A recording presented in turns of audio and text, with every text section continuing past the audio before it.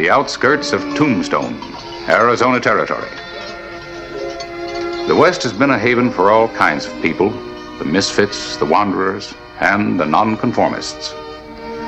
Some burned with a unique faith that they moved under the special favor of the Creator, and that He would provide them with their haven of plenty.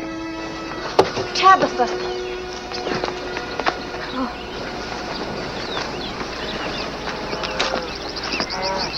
What's the matter? What happened? Don't tell Elias, Simon. Please, Sister Mary, don't tell him. He'll be displeased with me. But he should know. Sister, the baby. It's near your time. Not yet. Not yet. Tabitha. I'll be fine, Elias. I'll be fine. But she just took a spell from the heat. We've reached the end of our journey. This place shall be our land of plenty. The Lord be praised. Yes, let us thank Him for leading us through the wilderness, for helping us to persevere where others have failed. Let us pray. But what about Ben?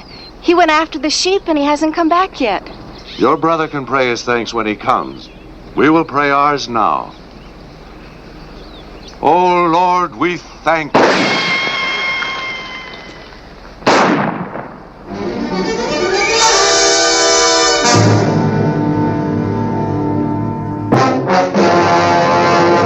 An actual account from the pages of my newspaper, the Tombstone Epitaph. This is the way it happened, in the town too tough to die.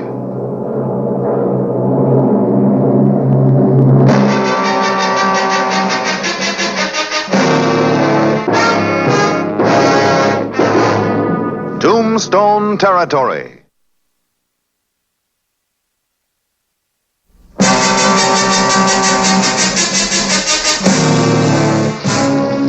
May 10, 1881. The newcomers received their welcome to the West. This yours? Ben. Yes, he's Ben Ashdown with our party. Who are you, sir? Clear out, mister. You and your whole ragtag bobtail outfit. Clear off this land. And keep out of Tombstone, understand? Who are you? The name's Lige Crown. My ranch is up yonder, and you ain't my choice for neighbors. Is that enough? Lige for Elijah. Surely, Mr. Crown. Listen, we've had your kind around here before. With all your strange ways, full of pious spoutings, wearing them clothes and setting example for our young'uns. We know all about you. You've never seen us before. This is the farthest west any of our people have ever come. Yes, and you're going farther. Today. We don't believe in violence. But we won't leave. The land is here for all. We ask only the right to live and work in peace on a small portion of it. If you're not going by tomorrow, you'll get a small portion. 6 feet long and 6 feet deep. Come on! May 11, 1881. Street fighting was not unusual in Tombstone. When youngsters were involved, it was time to intervene. Give him a good one. Get him, boy. Get in there.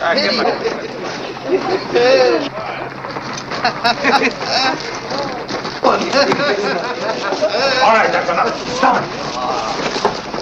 You should feel proud of yourselves, 3 against 1. Now go on home. Let him finish it up, Harris. Might be one way to get rid of him and his friends. Sure, we sure don't want him around here. He did fine, boys, fine. We'll see sheriff about this. Come along? Yeah.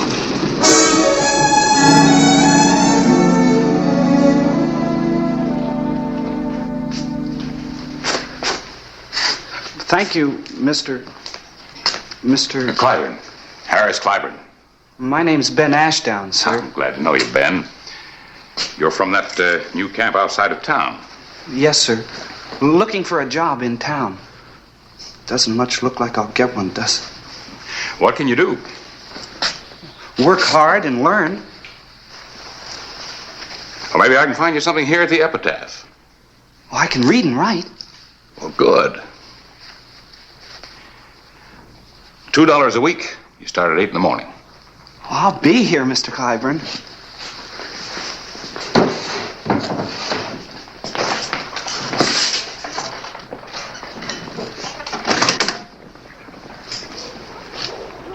Mr. Clyburn, sir? Yes, ma'am. Are you a godly man? Well, now that you mention it, I think I am, in my own way. Well, that's good. If you weren't, Elder Ransom wouldn't let me take the job.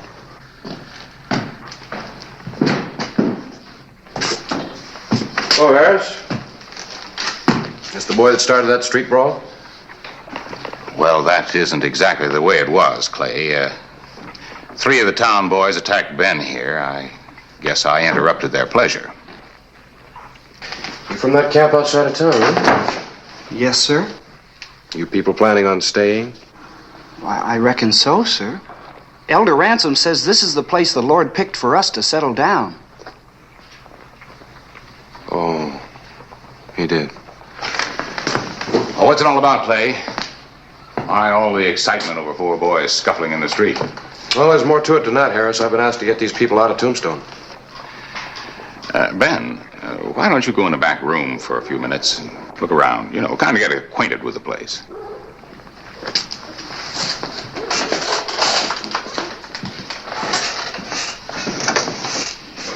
He goes to work for me tomorrow morning. Harris, those people have to go. It's for their own protection. You letting the town crackpots put a burr under your saddle? Oh, you know me better than that. Just they don't belong. They'll be the cause of trouble, violence. They're Different? Of course they are. Look, for my part, they can stay as long as they want to. I'm just trying to keep them from getting hurt and keep the town out of trouble. They dress differently, they act differently, maybe they worship God a little differently. And every ignorant hammerhead in Tombstone hates them for it.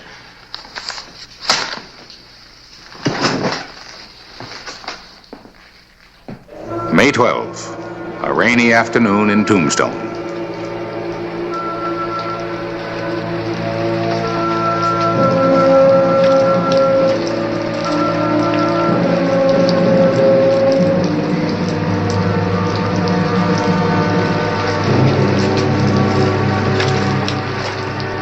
There were other storm clouds gathering that day.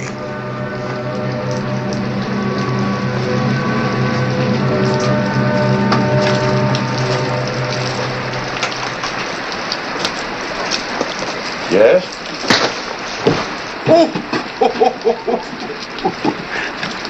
I told you to get out.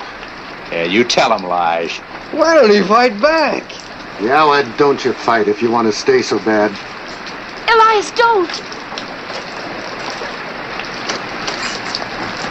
We don't use violence. We got our town just the way we like it. We don't want your kind here. That's Elder Ransom. We'll make a place for ourselves. Leave him alone. Ben! Crowd! You're looking for somebody who'll fight back. Try me.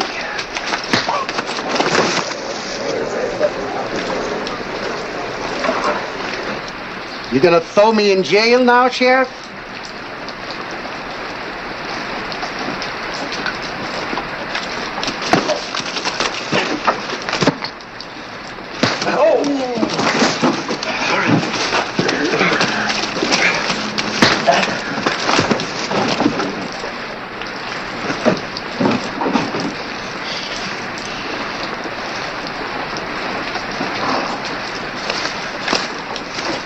You know how people feel. Why do you come into town?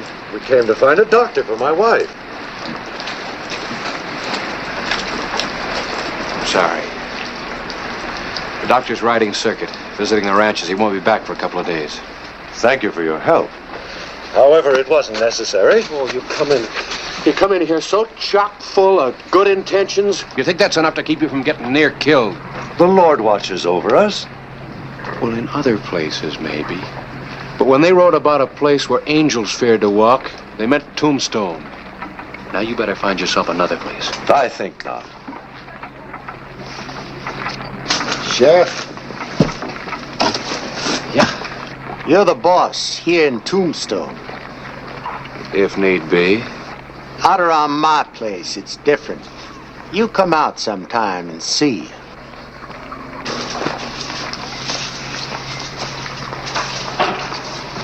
I'm sorry, Mrs. Ransom, for the whole town. The Lord tests us all in many ways. I'm proud of Elias. He once was a man of terrible violence. That's right, sir. Was a time when I'd have broken that man like a twig.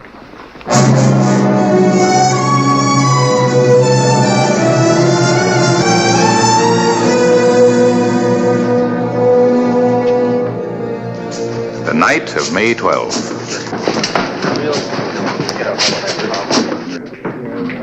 Well? We want to talk to you, Hollister. About Elder Ransom. They gotta go, Sheriff. We don't want them in Tombstone. They're not in Tombstone. 5 miles away, it's the same thing. They walk around with their funny clothes and their preachy ways, and the first thing you know it, their young'uns are with our young'uns, and we got to answer a lot of questions. They come into my store and my good customers won't come in no more. Why not? Because they... Well, I don't know. Because they won't, that's why. If you've got something they want to buy, they'll come in no matter who else is there. Now, don't try any of your fancy talk, Harris, because it won't do no good. These people ain't our kind. They don't belong here. Well, what do you gentlemen suggest that I do? Root them out of here, that's what. And you do something about it before somebody else does. Now, you listen to me before you get into real trouble. I'll handle this the way I see fit. And if you people try to do it your way, you'll all end up back there in the lockup with your wives feeding you soup through the bars. That clear? Just root them out of here, Hollister.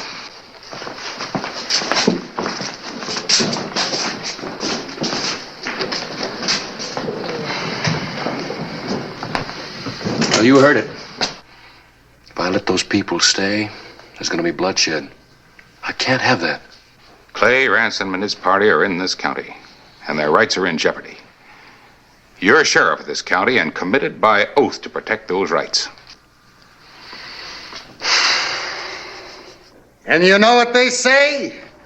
They say the Lord told him to settle here. And if they stay here, you know what'll happen? There'll be more of them coming here.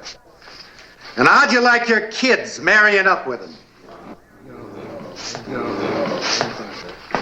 What'd Hollister say when you talked to him?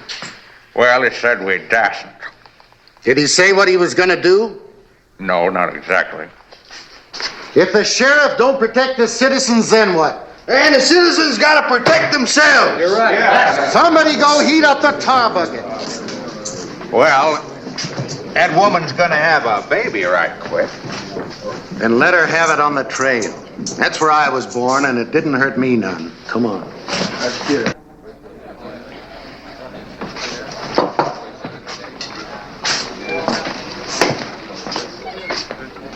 Lige Crown was a determined man, and a dangerous one. They won't listen to me. I've got to go out to that camp. And chase him down the trail. No, the time for talking's done, Harris. If I let them stay and somebody gets killed, practically the whole town is going to be up on a murder charge. All right, wait for me. I'll go with you. Hold it. Easy, boy. Gotta get the doctor. What's the trouble? He's still away. The baby. Mrs. Ransom's having the baby. Oh, come on.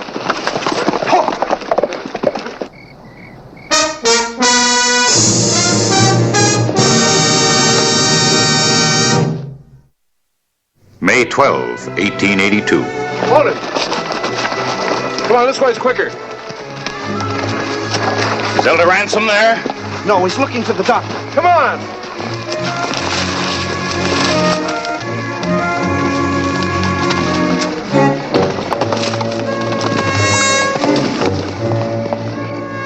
When we arrived at the camp of Elias Ransom and his people, it was evident the time was near.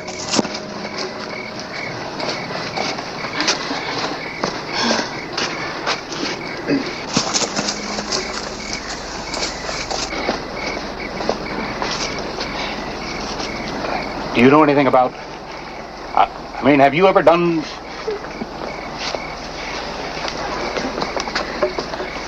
Can you help? I'm Brother Simon Webb. I helped birth both my boys back in Ohio. I can help. Good. Just tell Miss Ashdown what you need. She'll help you. Yes, sir.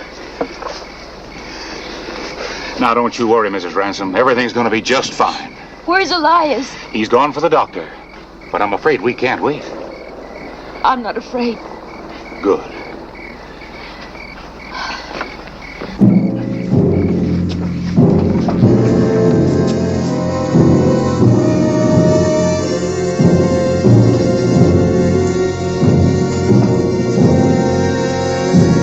A bucket of hot tar was steaming on the bar of the Oriental. All Lige Crown was waiting for was the rail. Looks like I'm out. Hey! Here he is.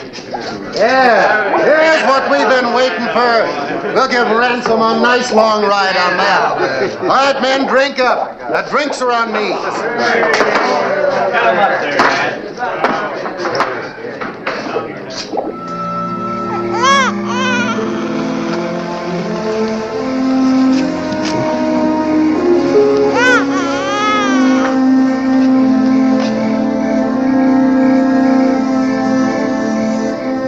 How do you like that? Didn't cost him a nickel, and he's complaining about the service. You're kind of small, isn't he, Harris? They come that way. Well, yeah, I know that, but I was expecting this one to be different, something special. He's sure special, all right. Born into trouble. Didn't have a thing to say about it.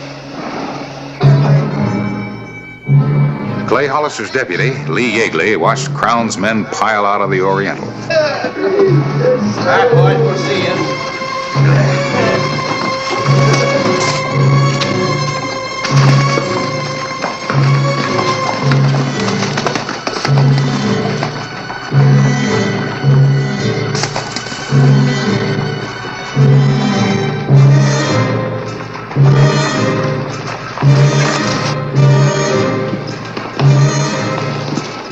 He rode hard for the camp.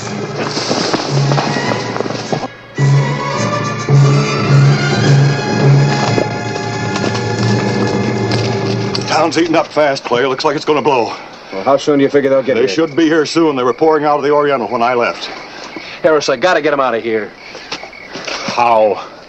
Well, not down the trail, if that's what you mean. I just gotta get him to move the campsite a little bit until I can get those yahoos simmered down. Clay, you won't be able to move him even at gunpoint. Yeah, I guess you're right. Or maybe I can move Crown and those others. Maybe.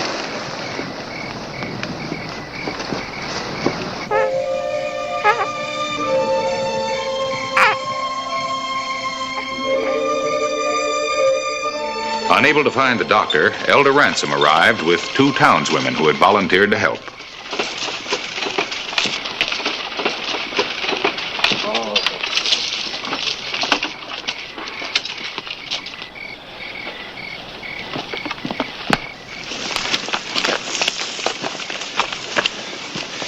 Mother and son are doing fine. Mother?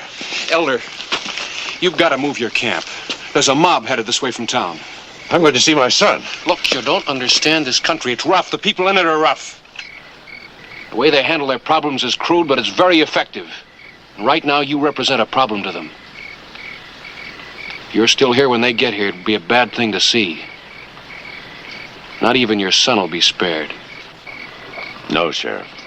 We've been chased and hounded halfway across the country. Why? All we want is to make a place for ourselves, a place to live and work. No, sir, the time for running is past. The Lord has ordained this as our home. My son has been born here. This is where we will stay. Isn't he beautiful? Oh, Mrs. Ransom, he's a beautiful baby. Thank you. Strong, too. Just listen to him holler.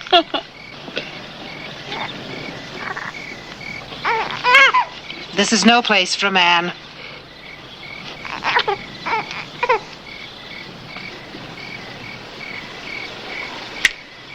I got an idea. We stayed through the night. Clay Hollister had talked with the townswomen. If his plan didn't work, we were prepared for the worst.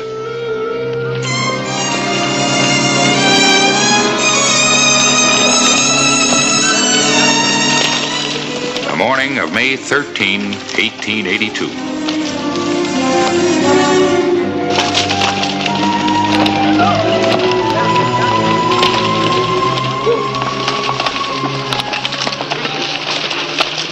They put up a fight. You know what to do.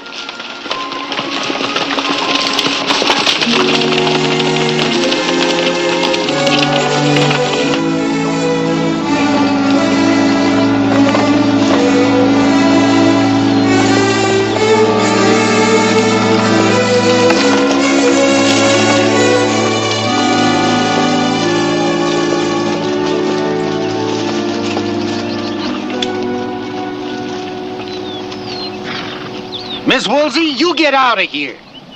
I suppose you'll shoot me if I don't, Lige Crown. Well, I'm not going to. Not gonna budge. Hannah? Don't you Hannah me, Henry Woolsey. I'd like to know what you think you're doing riding around the hills all night yelling like a wild Indian. Oh, we're gonna get rid of these folks. Drive them out of Tombstone. They don't belong here, Mrs. Woolsey. Like to know why not? I'd be proud to have them as my neighbors. I suppose you think 'cause they ain't exactly like us, we gotta treat them like heathens. Well, let them go someplace else. Why'd they have to stop here? I remind you, John Harker, we all had our reasons for coming west, and none of us come from the same place. And we all learned to live together. They ain't our kind of folks. Well, there ain't nothing so special about you, Lige Crown. You ain't greedy, not much. You just want all the land that's next to yours. Well, these folks won't take up much room, and I say they're welcome to it. You ain't gonna let a couple of women stop you. Come on! John! What's in that pail? Tar, huh? You want to put tar and feathers on somebody?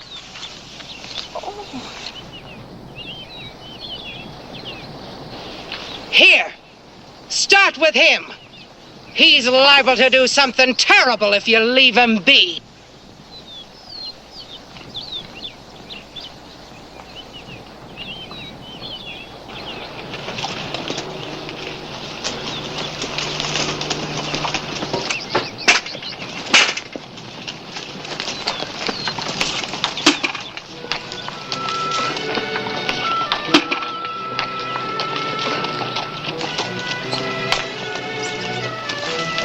How do you like it, Lige? Being on the outside. Don't be afraid of us, Mr. Crown. We're good neighbors.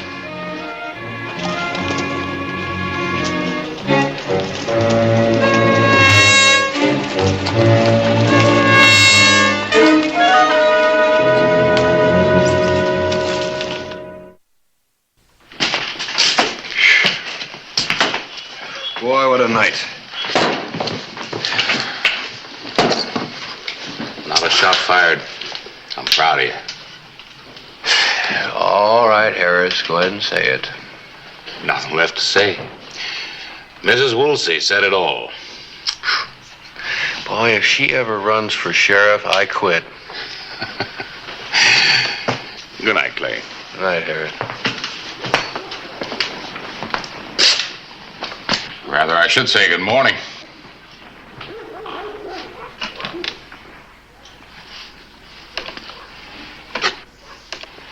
Clay, before that baby is much older, the rule of the gun in this territory will end. I think you'll be just as valuable to have around then as now. Thanks.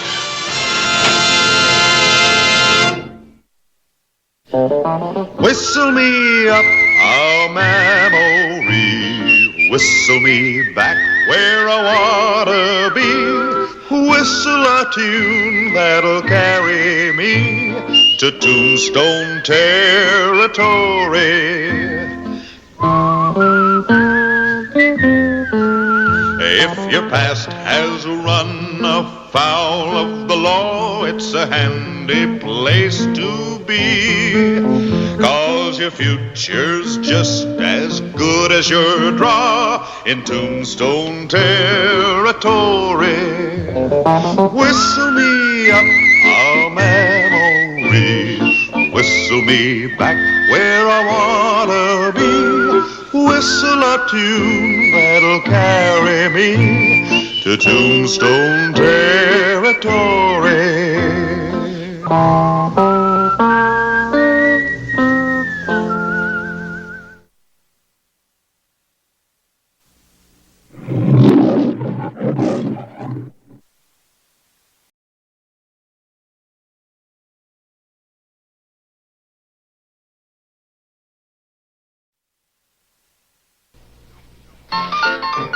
Tombstone, Arizona Territory, the morning of June 19, 1882.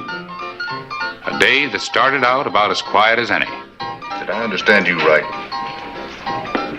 Did you say you ain't going to Durango with the rest of us? Was that what you said? I said I don't have no score to settle in Durango. Sure you do.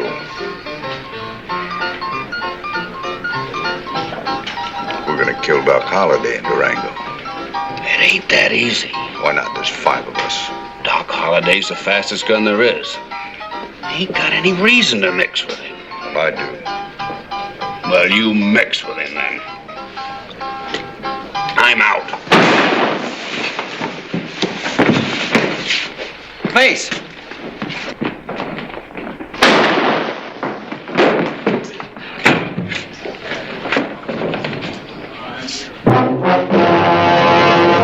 An actual account from the pages of my newspaper, the Tombstone Epitaph.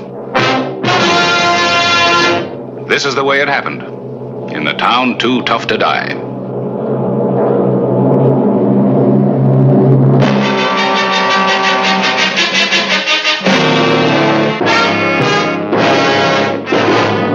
Tombstone Territory.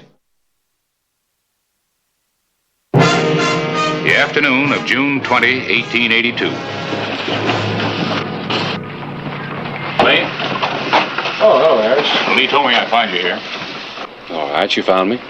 There's one mistake no man's supposed to make, least of all a sheriff. What's that?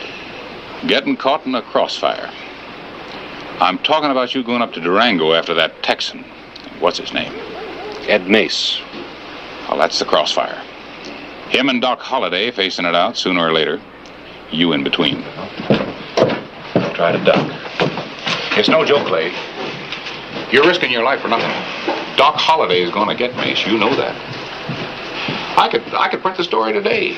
Doc Holliday shoots down man who killed Tombstone deputy. Well, Harris, I prefer Tombstone jury says man who shot deputy to hang. You'll never read it. Holliday's going to get him. Not if I can help it. Well, that's just the point. You can't help it. But you can get yourself killed in the trying. Is it worth it? Look, Harris, Will Hutch is dead. He was shot down by a cheap Texas gunman who was on his way to Durango. What do you want me to do? Sit around and wish that he were here so I could arrest him? You couldn't arrest him if you were there. Durango's not in your jurisdiction. I couldn't arrest him as a sheriff, but I can as a deputy marshal. I was sworn in an hour ago. You know the real reason I'm going. Will Hutch wasn't just a good deputy, he was a good friend. Here's your bacon, Sheriff. Oh, thanks. I'll see you, Harris.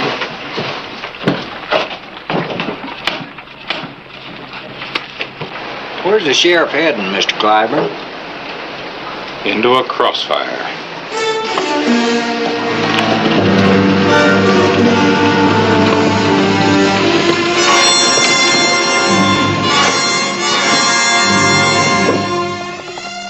It was a long ride across the Mogollon Rim to Colorado. June 23, 1882. Durango.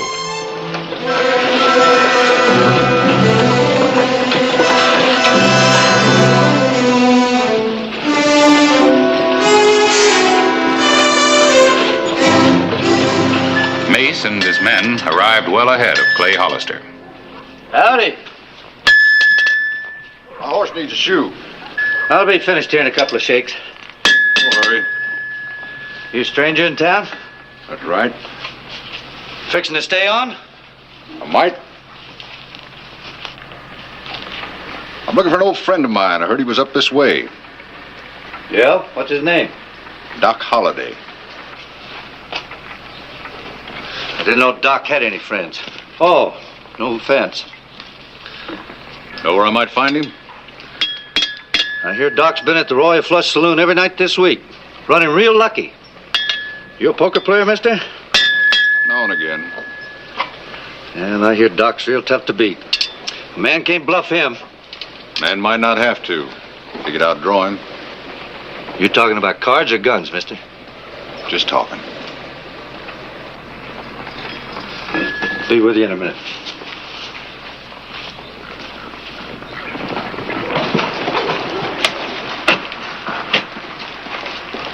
He'll be at the Royal Flush Saloon tonight.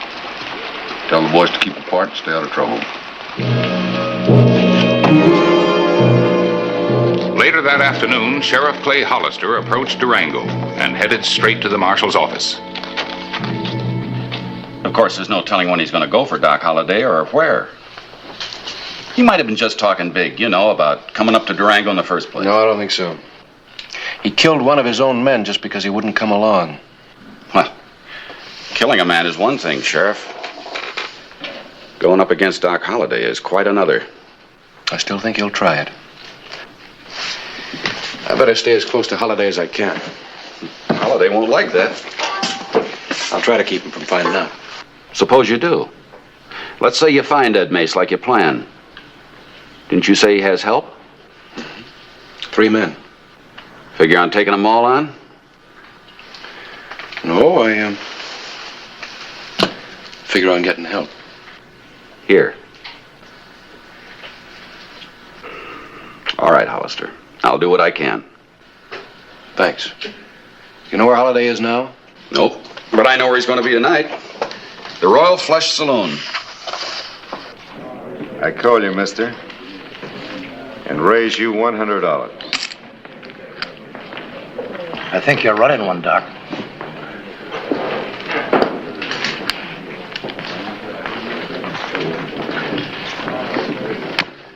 Beats me. Pair of 5s.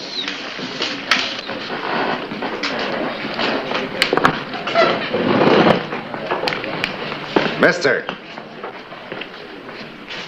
What's the matter? When a gentleman leaves the company of other gentlemen, he usually excuses himself. No offense, Doc.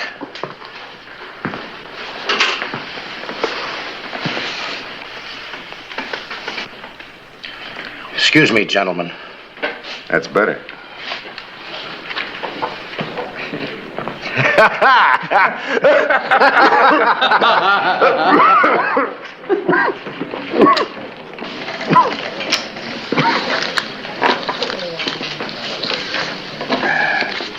Deal. Need a new player, gentlemen? Why not? That's what we're here for.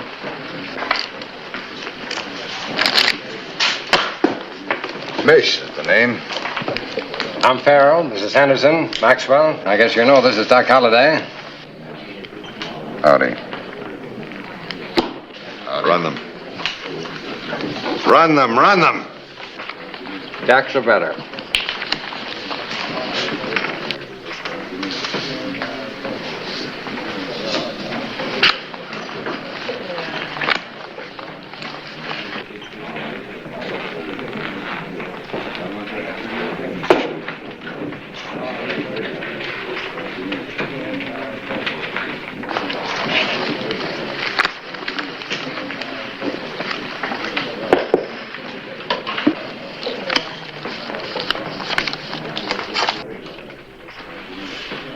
It's up to you, Mr.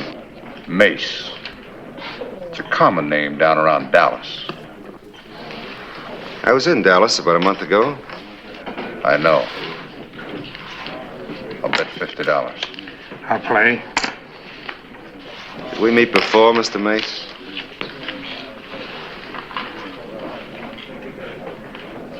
It's up to you, Doc.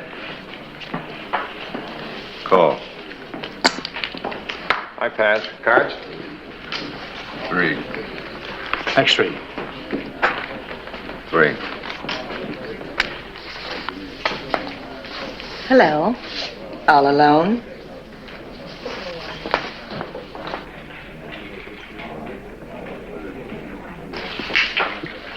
Three 10s.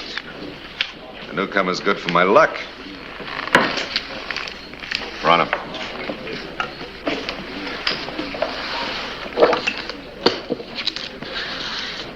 Whiskey. Right away, Doc. Told you to keep an extra bottle at the table at all times, didn't I? Sorry, Doc. Expect me to drink out of this? It's filthy.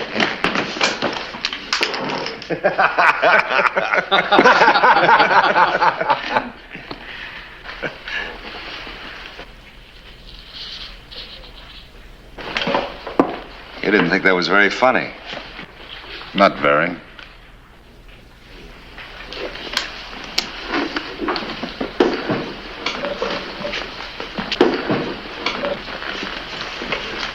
I don't like people who disagree with me, Mr. Mace. Ed Mace. Brother of Arnold Mace. Who's Arnold Mace? The man you killed in Dallas a month ago. Is that why you're here?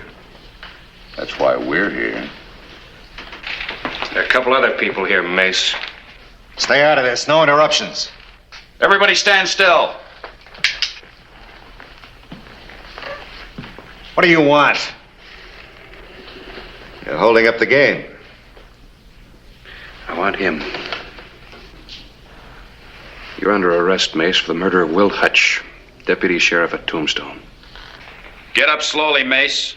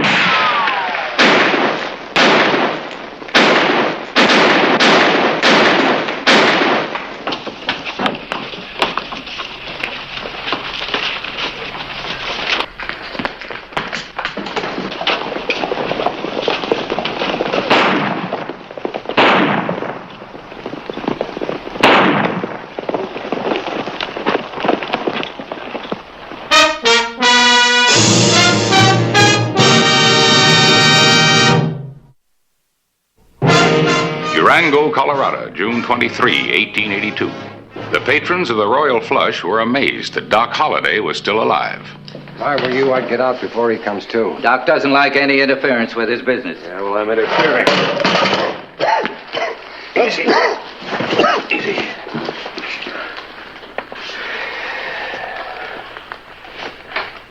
They got away, didn't they?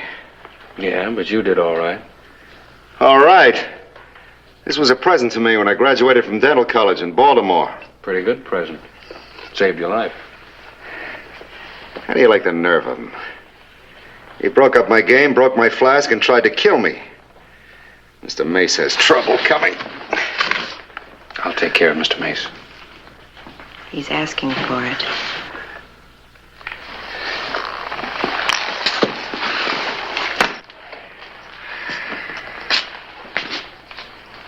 Mister, I was playing a nice, quiet, profitable game of poker until you open your mouth.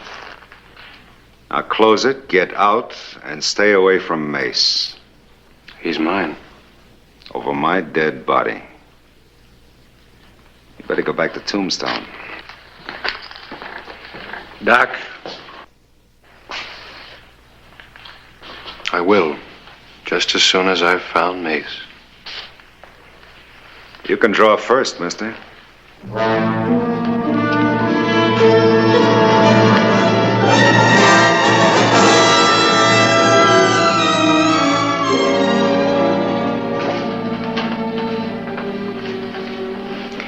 can't. You have two guns. Nobody's as fast with both guns. You're lucky. You get another chance to clear out. Just as soon as I find Mace.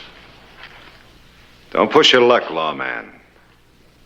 Next time we meet, if you insist, your arm is liable to be all better.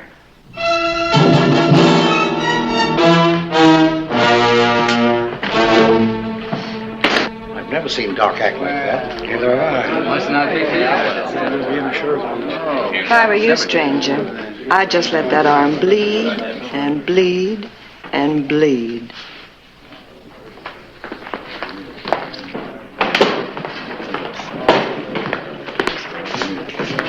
They get away? Oh, they're deep in the Red Rock country by now. Where's that?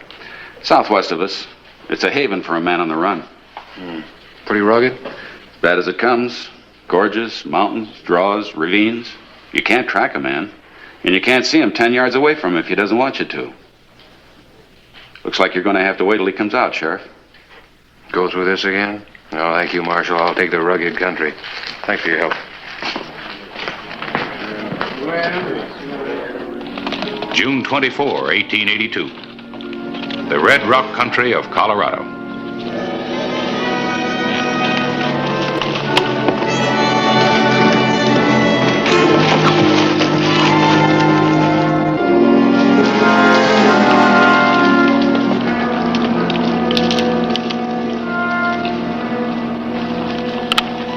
I'm not better yet? Well, he's coming along. We might as well ride together, huh? Break up the monotony? Oh, I have another reason. You're better at tracking than I am. By the way, my name's Clay Hollister. Never heard of you.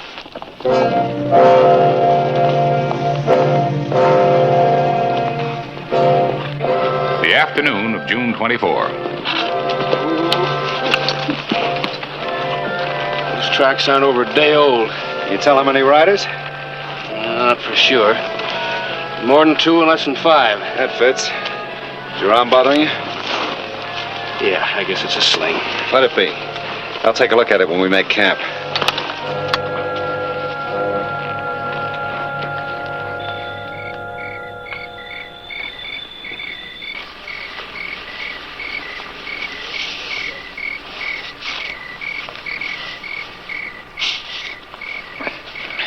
Who tied that? Marshal. He's a slob. Well, no wonder you were in pain. The circulation was just about cut off. You're lucky you haven't had gangrene already. Got any more bandage? Yeah, saddlebag.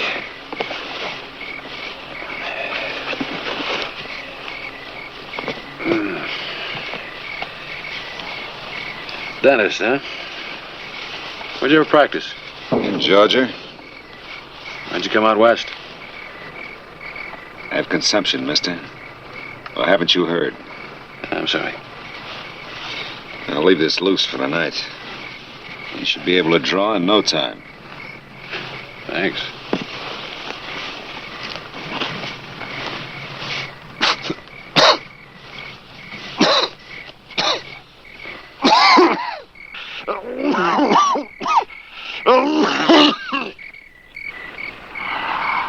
Anything you can take to relieve that?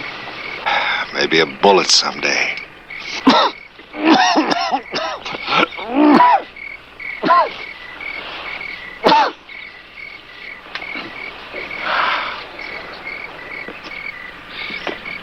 Doc? Yeah? Mace's brother, Arnold. What did you ever kill him for? I don't remember.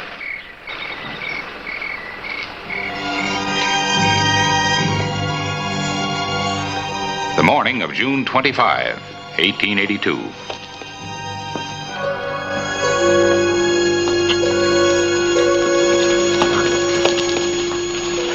You know something? You're right about that circulation. Don't need to sling anymore. I'll send you my bill in the morning.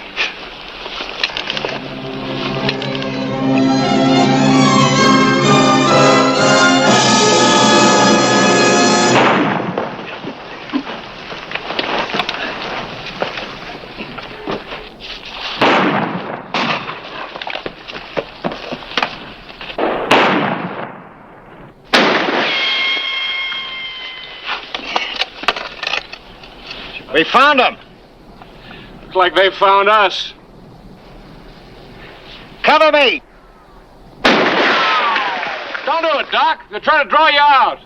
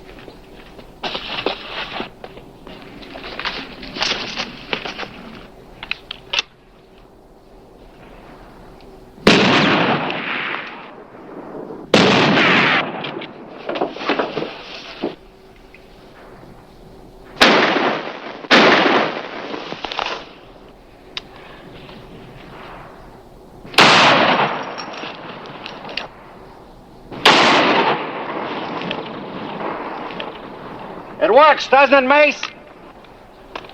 You could have had it quick and easy. One clean hole. Now you're gonna have 100 little holes. I'm gonna pepper you to death. Come on out, Mace, and take it clean.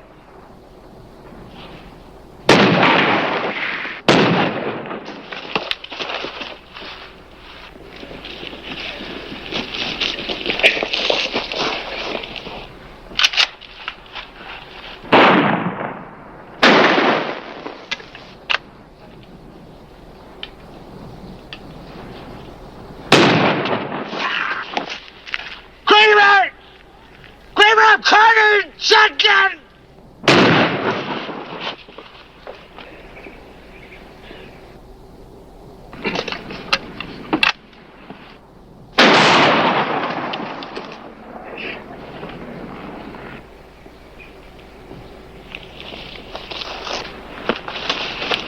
There's only one left, Mace.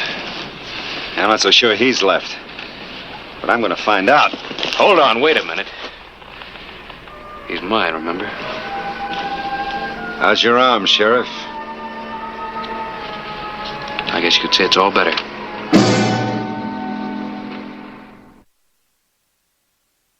Now, look, Sheriff, I'm grateful for your help. But I'm taking Mace. He's my prisoner. You can still make the first move.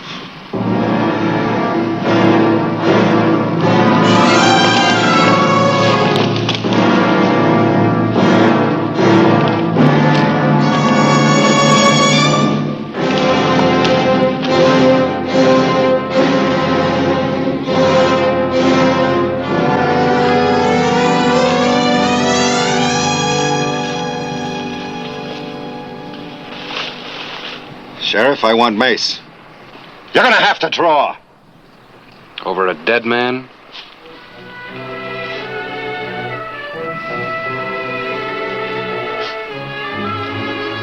All right, Sheriff, now you can have him. Just another one for you to forget?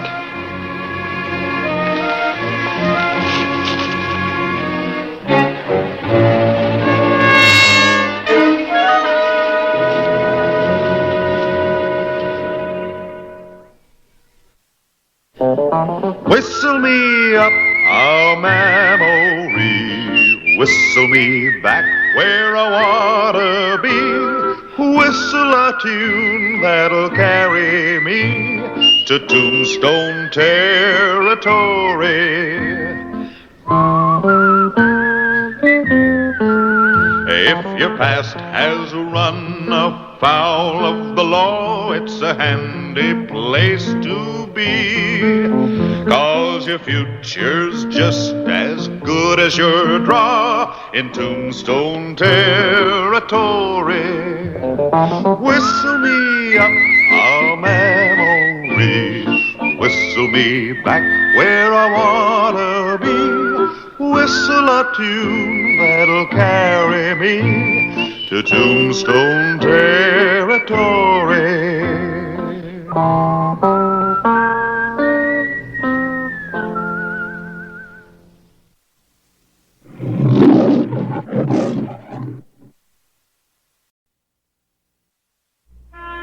Tombstone, Arizona Territory, September 2, 1885. With the arrival of the morning stage, a series of events began that brought Clay Hollister to grips with a criminal type unknown to wild and woolly Tombstone.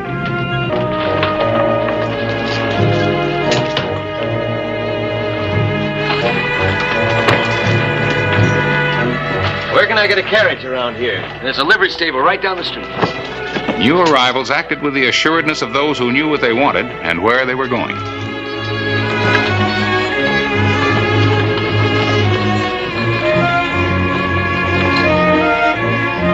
A few miles from town, the second happening took place in this series of events.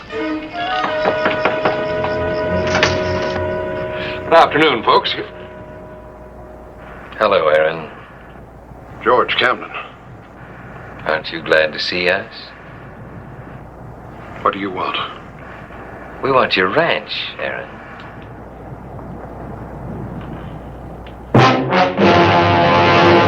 An actual account from the pages of my newspaper, the Tombstone Epitaph. This is the way it happened, in the town too tough to die.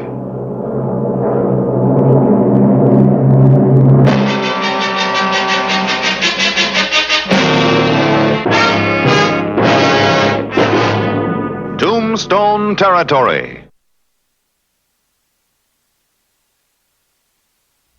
The late afternoon of September 2, 1885.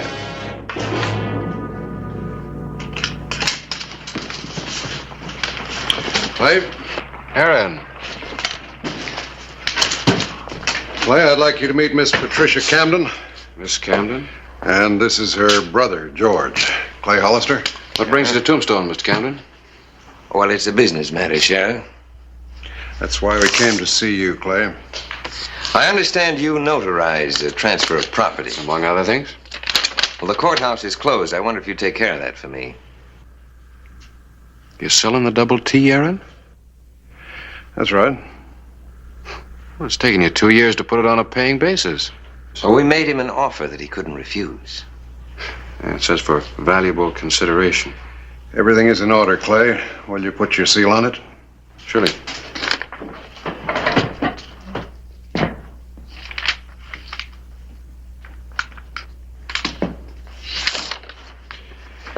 You're not going to be leaving Tombstone, are you, Aaron? Well, as a matter of fact, he isn't. He's staying on with my sister and me. George and I aren't really capable of managing such a large ranch without help. Thank you, Mr. Hollister. It's been nice meeting you. And you. Well, there's something to be said for being a landowner. Of course, you know all about that, don't you? If you're asking if I miss my home in Boston, the answer is yes. It was wonderful. Well, you made your own choice.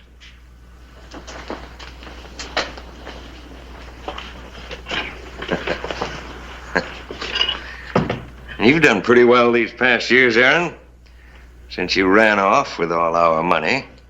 You'd have done the same thing to me if you'd had the chance. And left you to serve 3 years in a filthy prison as I did? Well, that's all in the past. And now what? Well, it's taken quite a while to find you, Aaron. Too long, I suppose, for there to be any of that money left.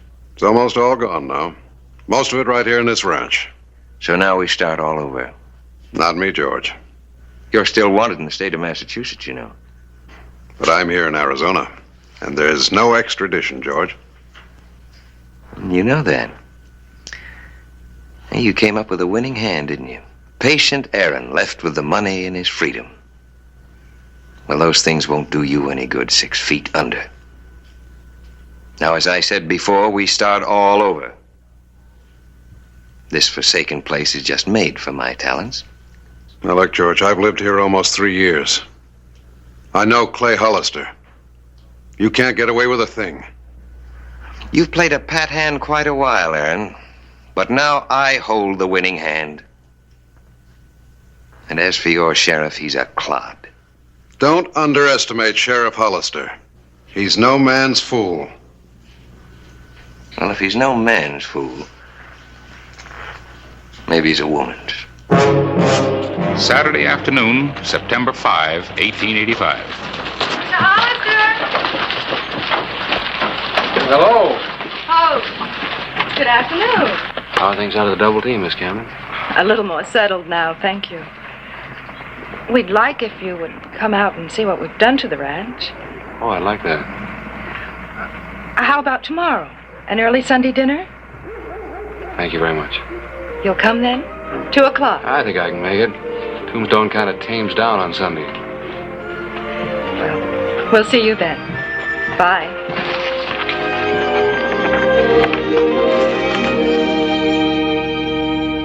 Aaron, I bet that was the best meal ever served at this ranch. Why, thank you. Certainly the best I ever had in Tombstone. And the prettiest cook.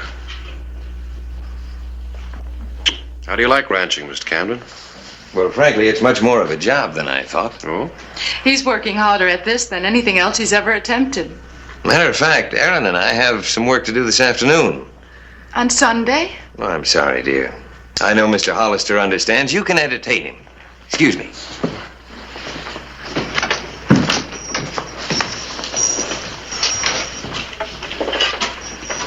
Won't you sit down, please? Thank you.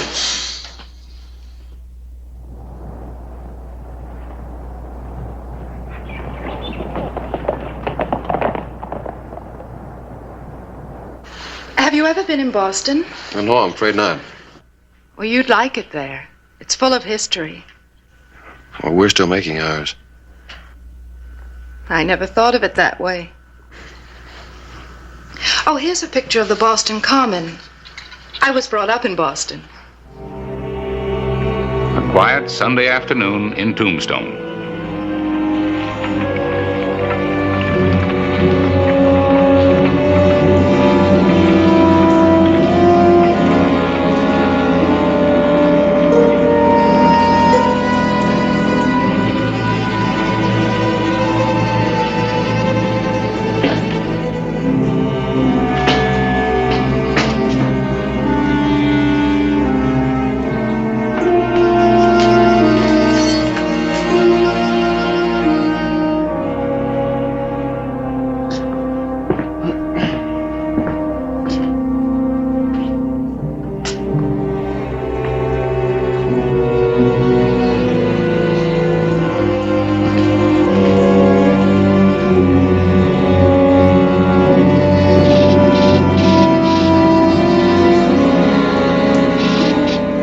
Mother died, there wasn't much left for us in Boston. Well, what made you decide on Tombstone? George's idea. He'd looked at some ranches in West Texas and decided he liked this part of the country better. I hope you like it. I'm sure I will now.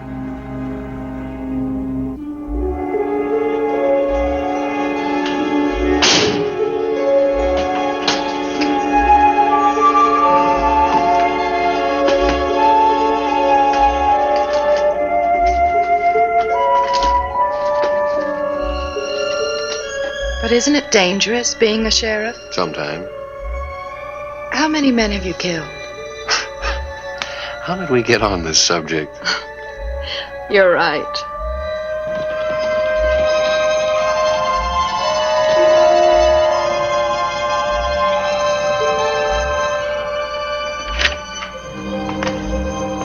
Well, now that's finished. I hope you weren't too bored, Mr. Hollister. Hardly. Could I get some refreshments? Not for me, thanks. I have to see if the town's still there. Excuse me. Thanks again. You're always welcome. Miss Camden, goodbye. Goodbye.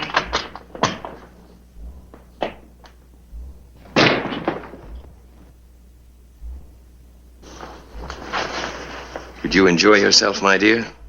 Evidently, Mr. Hollister did. This was your idea, George.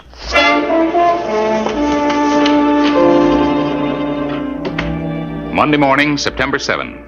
Sheriff Hollister was summoned to the bank of Tombstone. You the only one that knows the combination to the safe? Why, yes. Is there anybody that you suspect? Any of your clerks? None of them, I'm sure. I've been robbed 6 times in the past, at gunpoint. Never had it done this way. Yeah, it is kind of slick for Tombstone. Oh, hello, Harris. Make quite a story for you. How'd they get it open? Somebody must have known a lot about safes. Figured the combination. A safe cracker. Yeah, it looks that way. Well, Tombstone attracts all kinds of people. Yeah, Tombstone does. Do you think Racklin could have done it? Ah, it's too obvious. Besides, why would he wait till Sunday? He's got access to it all week long. Well, you check on everybody that comes into Tombstone. Do you think some trail hand could have opened that safe? No, this was done by a professional. Well, then it must have been someone outside of Tombstone. Camden. Well, he was working on the books. You were with him? Yeah. But they left me alone with Patricia most all afternoon, so they had work to do. Well, Aaron used to run that ranch by himself. Why all of a sudden is there so much work to be done on a Sunday? Where does that leave Patricia? You don't suspect her, do you? Do you? What are you going to do, Clay?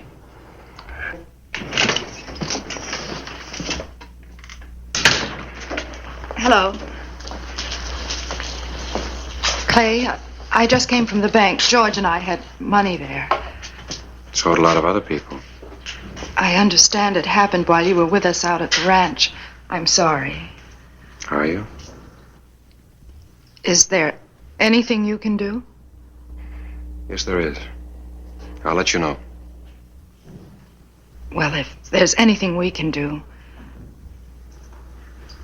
I'm truly sorry, Clay.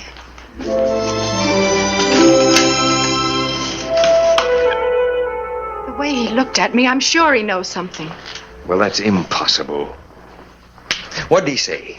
It's not what he said, it's the way that he acted. Could it be that there's a hidden rapport between you and the sheriff? Well, even if he thinks he knows, what proof has he? I still think you made a mistake coming here. Before Hollister closes in, there's still time for you to... I told you what I thought of your bumpkin sheriff. You're so smug, so sure of yourself. There was a time when you were as confident in my judgment. Why don't you just leave? Take the money and leave. Hollister doesn't give up. Well, if he doesn't give up, it wouldn't do me much good to run, would it? And if he suspects me, it doesn't leave me much choice, does it? Getting rid of him will give me great pleasure. Great pleasure.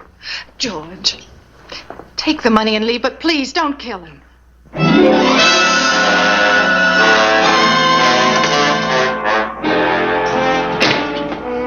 He won't kill Hollister.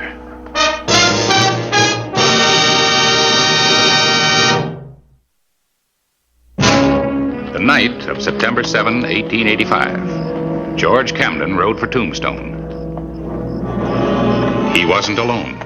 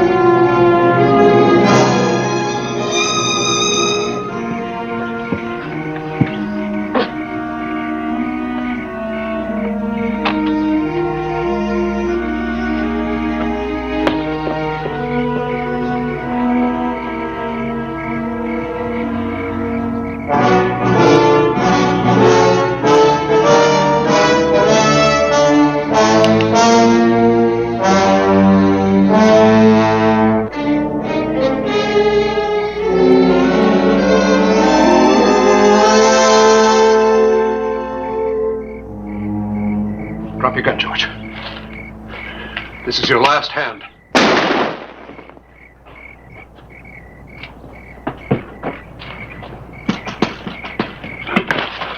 It's me, Clay Aaron. Don't shoot.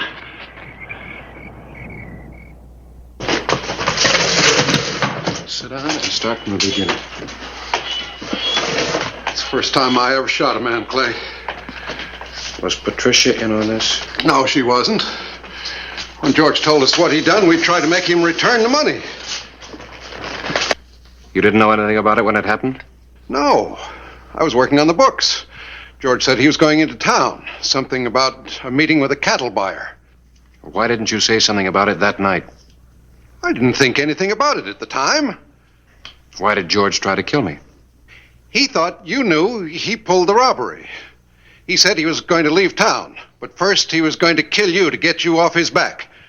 I couldn't let him kill you, Clay. No. No, you couldn't, could you? Patricia Camden waited at the Double T. Only one man returned. Well, you still up, Patricia? What happened? Where have you been? I had a little talk with George. Where is he? He's dead. Dead? That's right. You? Seems I held a winning hand after all. You didn't think I'd let him take the Double T away from me, did you? Or leave him alive so he could blackmail me? What about Clay? I saved his life. To him, you and I have been the unwitting victims of your brother's greed. Well, the money's been returned. It's all over now. Where are you going? I really don't know, but I'm getting away from here. You're staying. Just for appearance's sake. When I decide different, then will be the time you go.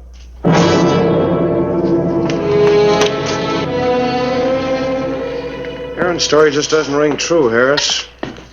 Why didn't he just hold George? Take his gun and hold him until I got there. Well, you're going to have a hard time convincing folks that Aaron is anything but a hero. He saved your life, and he recovered the money of a lot of people. September 14, 1885. Patricia Camden was seen in Tombstone for the first time since the funeral.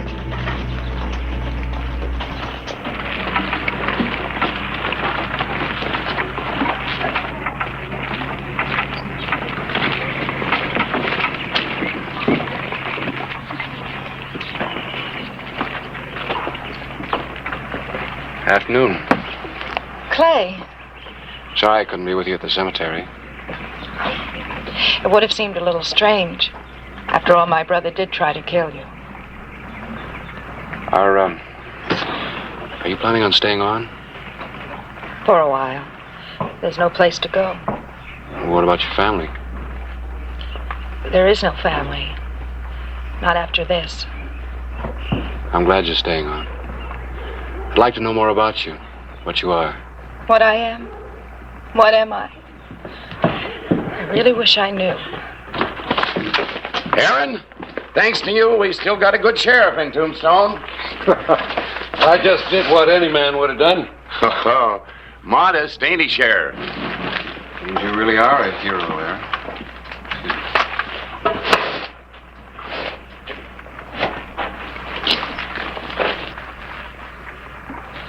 You deserve a reward. But there wasn't any offered in town, so I wired Boston. It's where George came from. I thought he might have a past. Boston police are checking on it. I should know in the morning.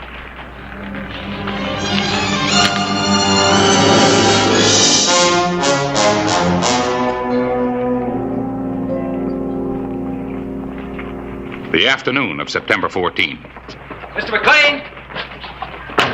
What time is your friend coming by? You say the stage leaves at 9:30 tonight? Yes, sir, 9:30 sharp. He'll be here just a few minutes before. And don't you forget, you save a seat for him. Don't you worry.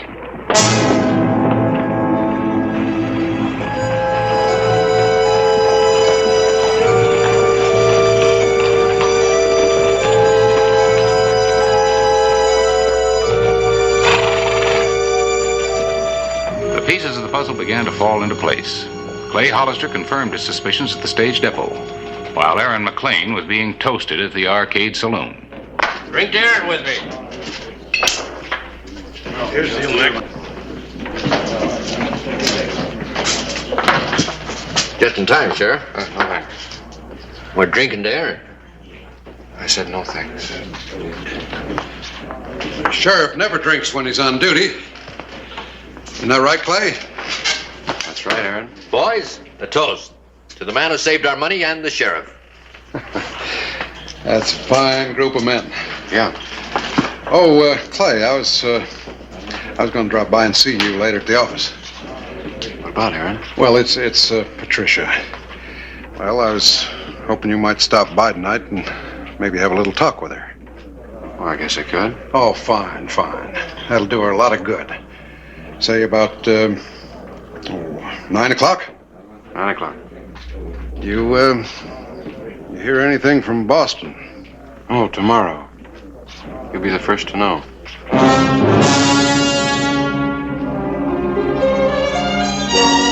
8:30 p.m., September 14. You startled me. That's a bad sign, Aaron. Nerves. Really? Why should I be nervous? Aaron, many things you are, but a clever murderer you're not. I'll show you how clever I am. I asked Clay Hollister out here tonight. You're going to entertain him while I leave on the night stage. Aaron, do you realize how ridiculous you sound? You're talking just like George. Why, you're even copying the way he tricked the sheriff. You shut up. Don't worry. I won't say anything. You have my word. You'll slip somewhere. He'll get you.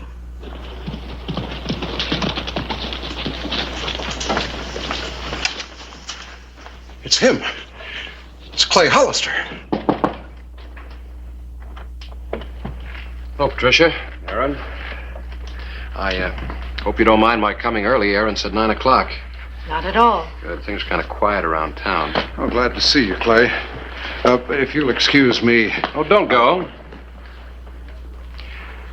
I'm sorry that I haven't seen much of you lately, but Aaron said that... I haven't felt much like seeing people. Yes, he said that you'd been a bit upset. He feels kind of natural guilt.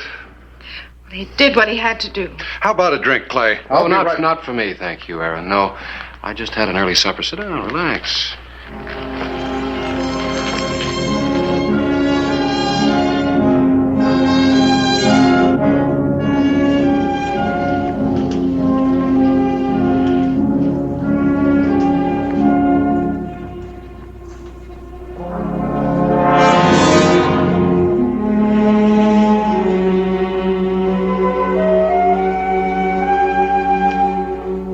By the way, Aaron, Charlie down at the stage depot asked me to tell you something. There's been some mix-up. There won't be a seat for your friend on tonight's stage, after all.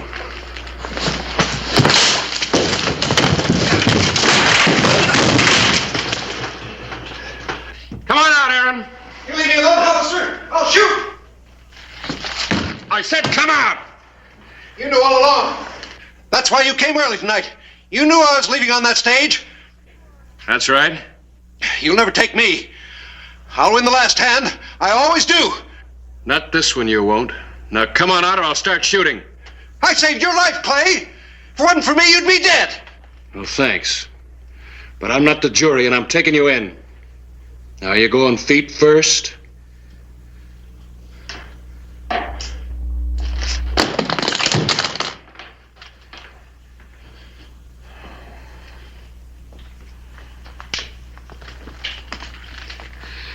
Let's go.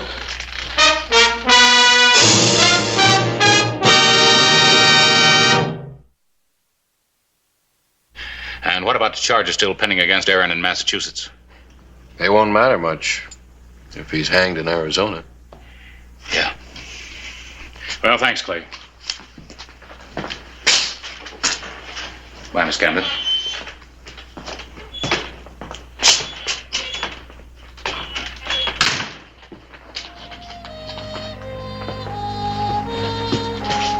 Clay, what's going to happen to me?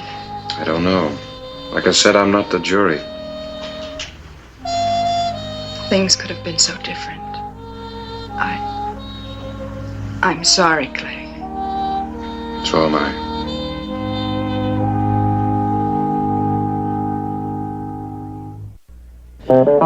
Whistle me up a memory, whistle me back where I wanna be, whistle a tune that'll carry me to Tombstone territory.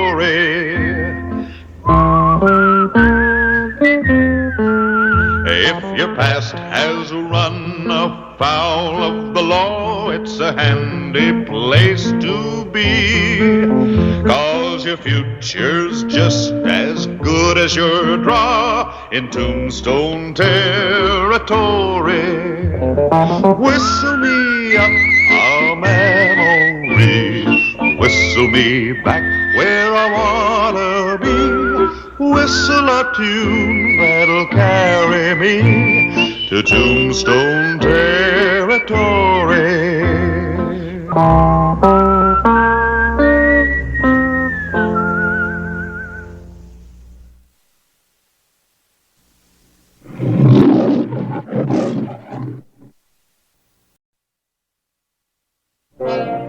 Tombstone, Arizona Territory.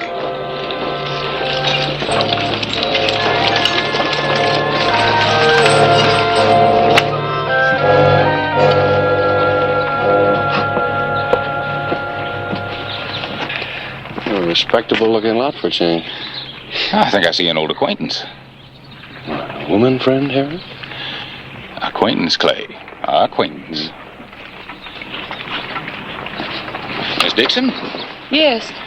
I'm Harris Clyburn, editor of the Epitaph. I don't know if you'll remember me. We met a few years ago in Kansas City when you were such big news in the suffragette movement. It was a few years back, Mr. Clyburn. It's nice seeing you again. Miss Dixon, you feel Tombstone is ripe for the suffragette movement? I wouldn't know. I'm no longer with the organization. I'll be dealing faro at the Oriental. Good day, Mr. Clyburn.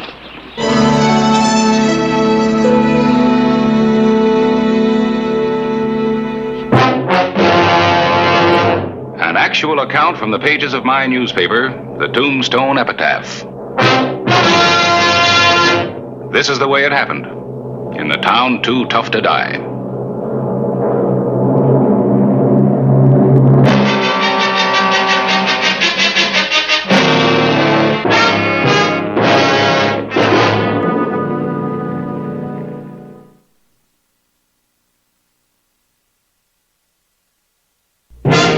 The name Julie Dixon appeared on the register of the Cosmopolitan Hotel.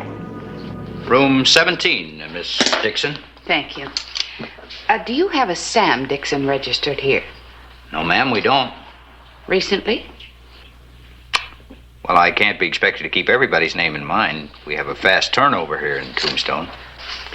Could I look at the register for the past few weeks? Well, we're not supposed to,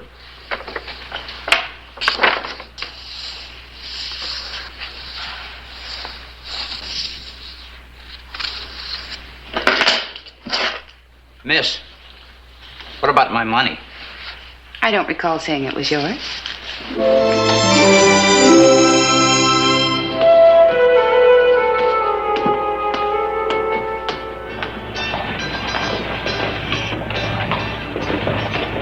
Richie Farrell, owner of the Oriental, had struck it rich with his lady faro dealer. Hello, Richie.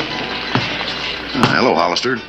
You got a hankering to join Richie Farrell's faro game, too? Oh, no, thank you. You're smoking those expensive cigars again. Thanks to our new dealer. Betting's closed. 10 not part of the action. 8 loses, 4 wins.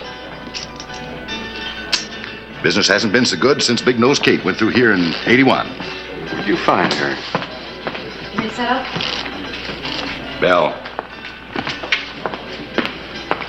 You ought to know better than that. Can't have you drinking alone. It's bad for business. These new entertainers are mighty independent. 4 not part of the action. Oh, I found Julie over in Tucson, working for Billy Bennett. She found out I was running a table here, asked me for a job. Good idea, Hollister? Mm-hmm. Yeah, she can take care of herself. 6 loses, 9 wins. I just don't figure it, Clay.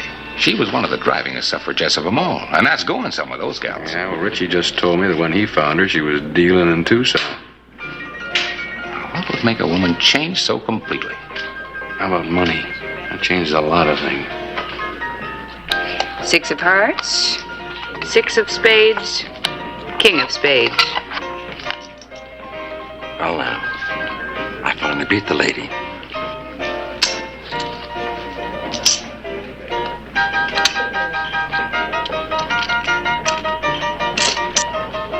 Little short there, ain't you, lady? It's 4 to 1 when you call the turn. Not on a cat hop. Cat hop? I don't know nothing about cat hop. A cat hop is when 2 of the last 3 cards are paired. Calling a turn in that situation pays 2 to 1. You'll find it in the rules on page 47. She's a natural-born dealer, Harris. She got ice water in her veins. She's a cool one, all right. Must kill a woman of her background to make her live in this way. Take a good look, Clay. You can't say that's a happy woman.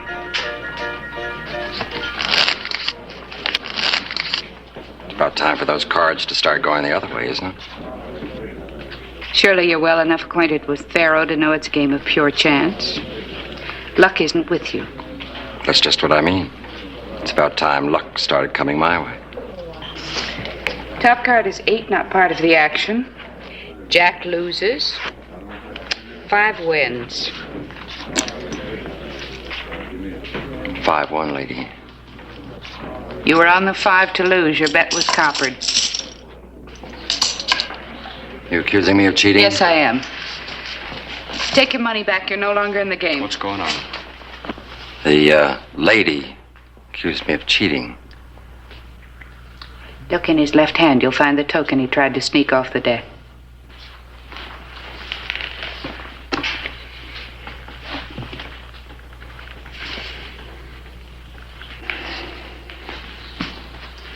There you are, ma'am. No need for the gun. You vamoose. If I see you in here again, I'll have you thrown in jail. Take a rest, Julie. All right, get things back to normal. Oh, Miss Dixon. You handled yourself like a veteran. One of the first things a dealer learns is to be on guard. And the same goes for sheriff. Should you ever need one, my name's Clay Hollister. Thank you. Julie. Excuse me. Sure. Sorry about that blow-up, Julie. Of course, you must expect some rough ones once in a while. I know, Mr. Farrell. Well, she can use a friend, Clay. She's out of her element. You looking for someone?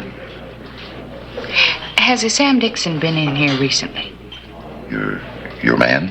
My brother. I think you'd know him if he came in. He drinks a lot, gambles even more. No, I don't remember anyone by that name. Well, better freshen up and get back to work.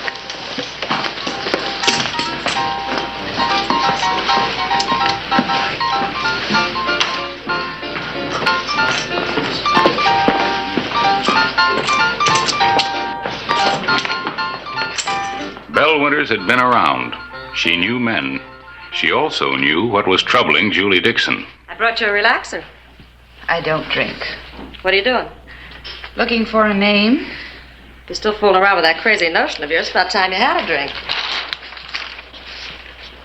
You sure you haven't seen Sam around town lately? What makes you think you'll find him in Tombstone? He was heading this way from Tucson. The sprees he gets on, it's a wonder he didn't end up in China. Then I'll just have to keep going until I do find him. I'll come face to face with him one day if it takes the rest of my life. You know something? I really think you mean it. Why do you think I took this up? Because I like it. I hate every minute of it, but I'd do anything to find him. Tom Scott was just a man. It's only been 6 months. You'll get over it. Not in 6 months or in 6 lifetimes. You had quite a thing for Scott, didn't you? You know, what makes you think he was any different from any other man? Men, I think your brother did you a favor by killing him. I intend to return the favor.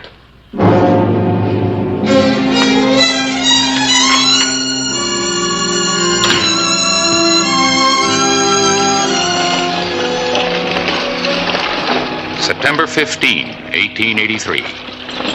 Julie Dixon became a familiar figure at the stage depot.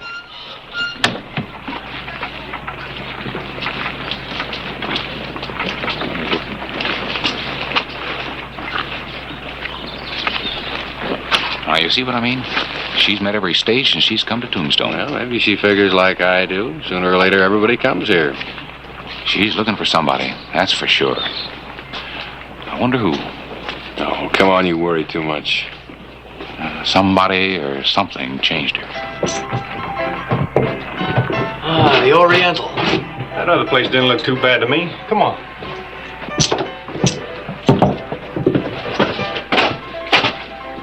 Let's get back on the other side of town, Dixon.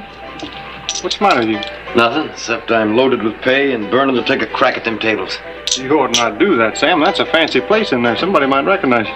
Who's gonna recognize me around these parts? Come on, I feel lucky. You always feel lucky.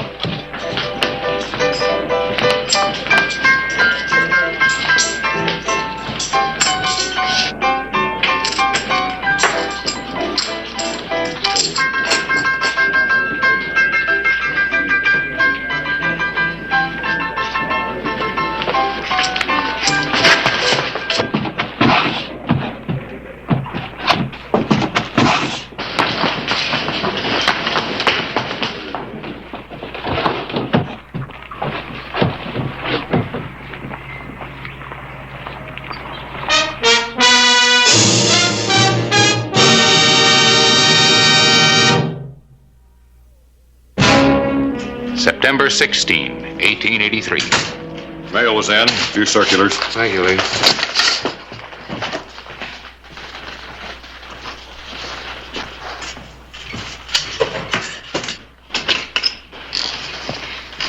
Could I speak to you, Sheriff Hollister? Oh, Julie, what can I do for you? Well, I need your help. Yes? Lee.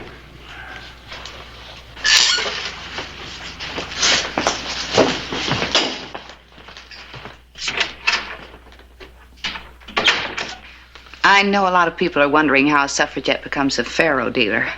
It's unusual, I guess, but I thought it was the best way to find my brother. Is he a dealer, too? No, I wish he were. He's always on the other side of the table. Gambling's an obsession with him, but... well, he is a good man. And since my father died about 6 months ago, he's all I have left. You haven't seen him since? No, he never did like to stay in one place for too long. Just what is it you want me to do, Julie?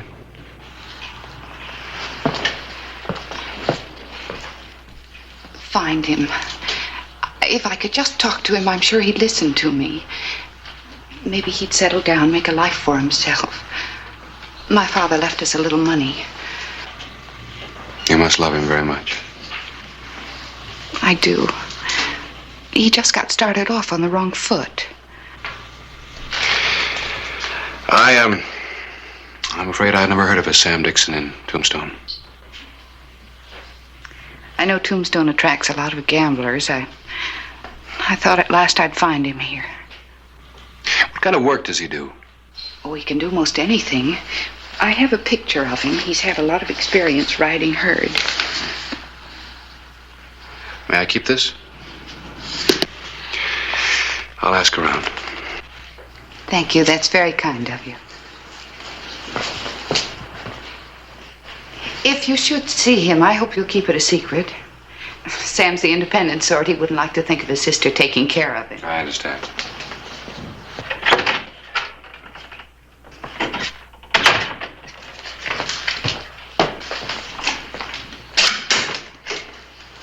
Isn't that the lady faro dealer? Mm-hmm. What kind of a woman is she? kind that doesn't belong in Tombstone.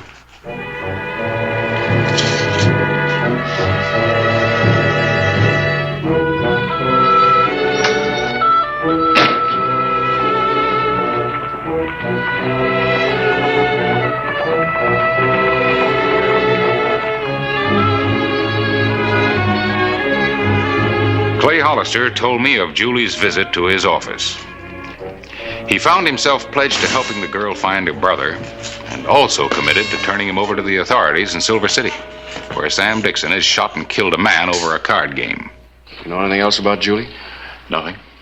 Like all suffragettes, her background was respectable and dull, as far as I could tell. What do you think you'll do? I don't know yet. Well, maybe her brother isn't even in Tombstone. Maybe. If he is, the best thing I can do is find him and get him out of here fast before she finds out about it.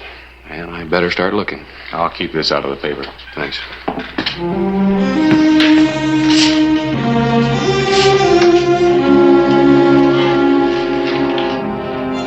Trail herding was a likely job for a man avoiding the law.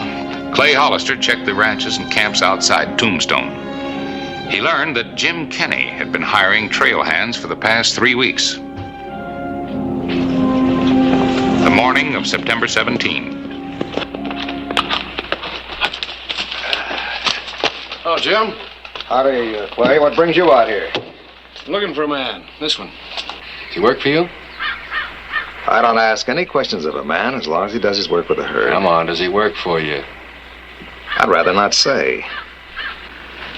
Well, it doesn't make much difference. I'll find him anyway. Trail hands won't like me for this. They won't know, Jim. Well, what's he done? He killed a man in Silver City, Jim. Where is he? Good afternoon's ride from here. They'll be bedding down at the southern foot of the Dragoon Mountains. Much obliged. Why, thank me. I didn't help you none. That's right.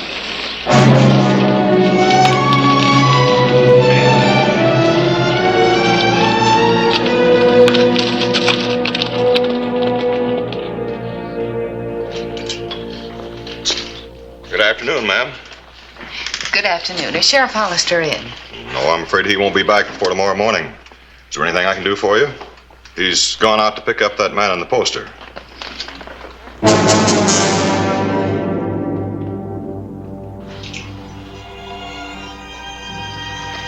I'll talk to Mr. Hollister tomorrow. Thank you.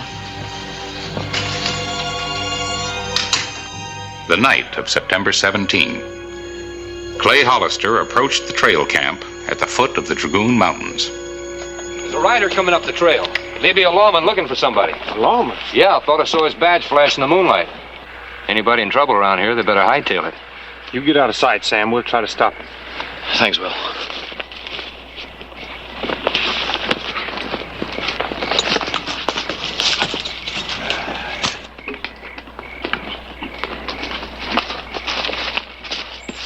Howdy, Sheriff.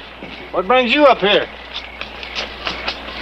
Looking for Sam Dixon. I understand he's riding with you, fella.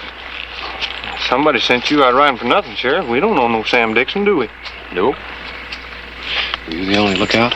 That's right, I'm the only one. Where's Dixon?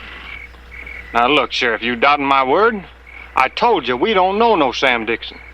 How come there are 3 bedrolls and only 2 men? Oh, now, looky here. If you...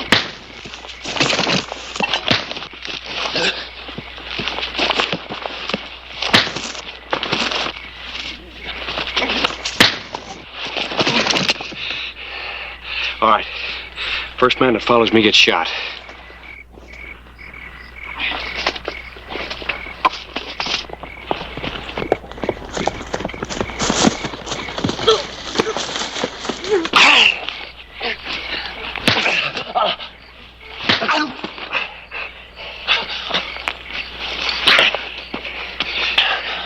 We got a long ride, boy.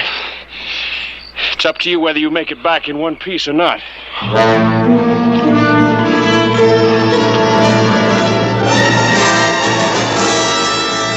September 18, 1883.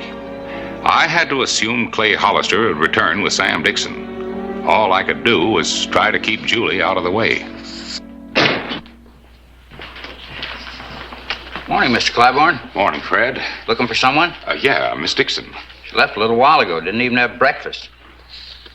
You know where she went? No idea. Well, thanks, Fred.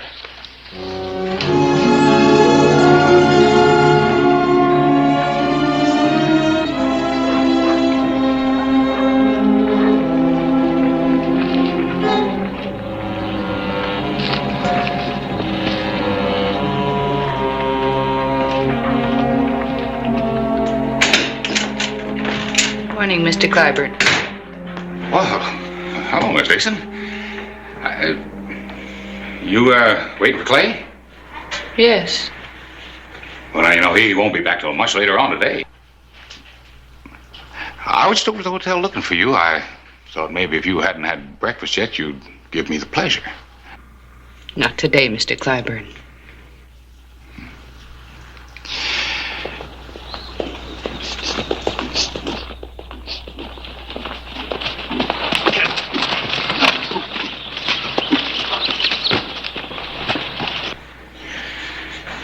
Well, you'll excuse me. Don't go through the door, Mr. Clyburn. I'll be forced to kill you.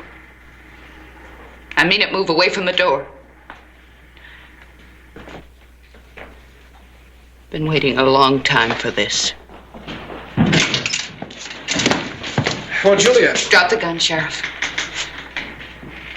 Told you I'd catch up with you, Sam. Look, Julia. I said drop it. I'll shoot the first man who tries to stop me. Ain't no use, Sheriff. This is between me and my sister. Go on, Julie. Kill me. If that's what you're planning to do. Now, hold on, Julie. He's wanted for murder in Silver City. He's wanted for murder right here. He wasn't any good for you, Julie. Stop it. Who are you to judge him? What have you ever done that's been worthwhile? You're crude, you're weak and spineless. You always have been. Tom was a man who... Julie, I can afford to tell the truth. They're hanging me in Silver City. So it don't make no difference what you do. Sure, I killed him. I killed him for you, Julie. For me? For you. I was hoping you wouldn't end up like Belle. That's right, Belle Winters. He did the same thing to her as he would have done to you. I don't know what you're talking about, Sam. She was a nice girl once, till he got his corrupting hands on her. You see what she is. If what you say is true, that was a long time ago, before I met Tom. A man doesn't stay bad. Some don't, maybe. But not Tom Scott. He was uptown and downtown at the same time. What do you mean? I mean he was seeing Belle again while he was going with you.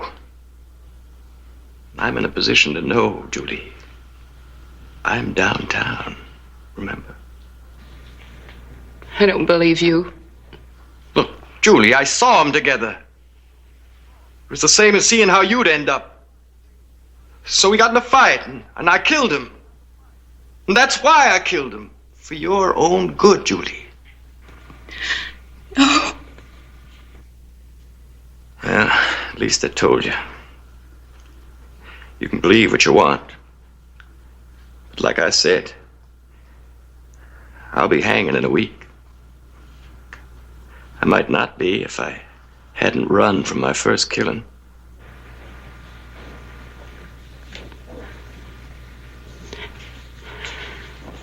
Get his gun, Sam.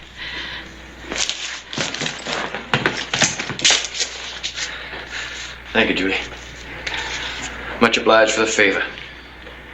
You hold him here. Give me plenty of time to ride. Well, what about me? They'll bring charges against me. Oh, no, I wouldn't worry about that, Julie. You've had lots of time to learn all the tricks. Just do a little smiling at the judge, and you'll get off in no time. Pharaoh dealer. Sure had you pegged all wrong, sister. You're as bad as Belle.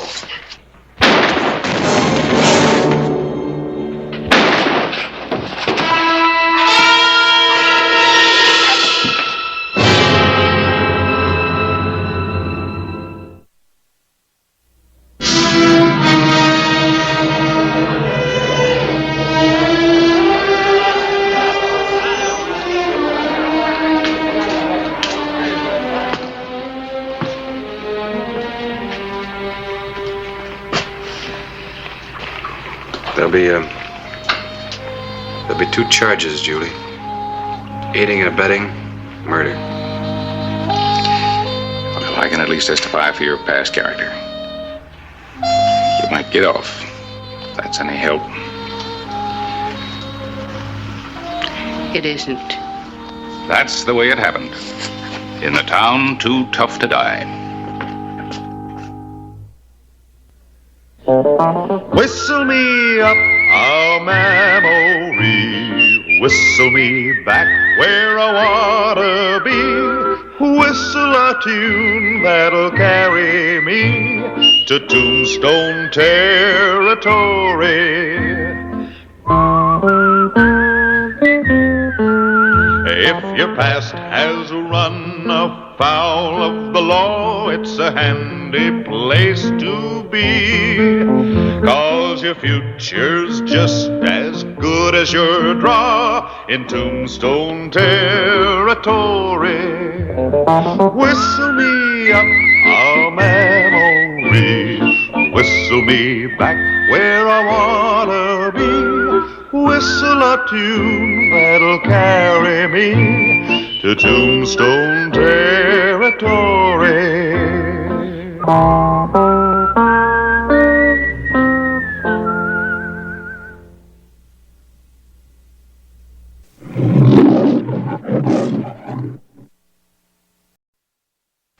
Tombstone, Arizona Territory. The fabulously rich silver mines brought many elements to Tombstone. There were the cowboys, wild and reckless, and the miners themselves, strong family men who had emigrated from the old country. It often meant conflict.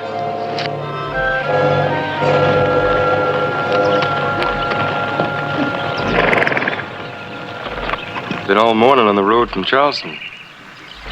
I got a lot bigger thirst than them daisies. Well, you mustn't get down. I always like to meet a lady halfway. With them pretty blue eyes.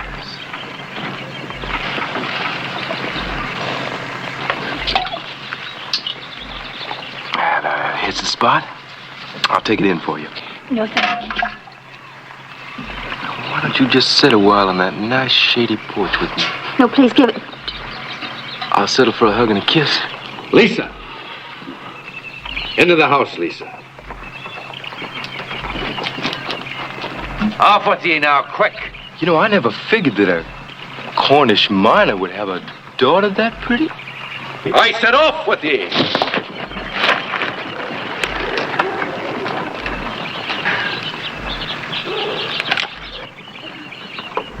No man handles me like that, miner. You know who I am? No good cowboy scum. Now, you better apologize or get yourself a gun. I have no gun. And you're mighty young and reckless to be owning of one yourself. Don't come any closer, mister. I'll shoot. Now, don't you force me to shoot.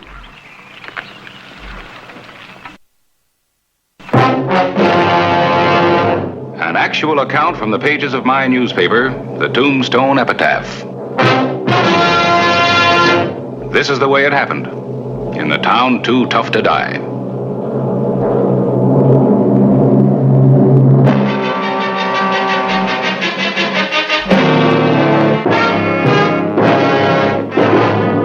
Tombstone Territory. Warning you, miner.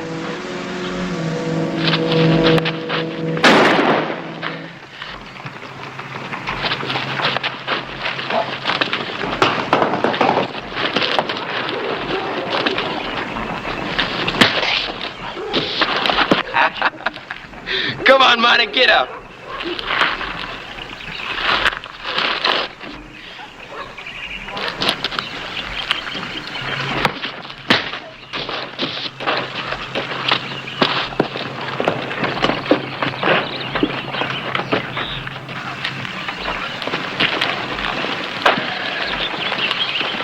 The matter's under control, Sheriff. That's the ruffian's weapon.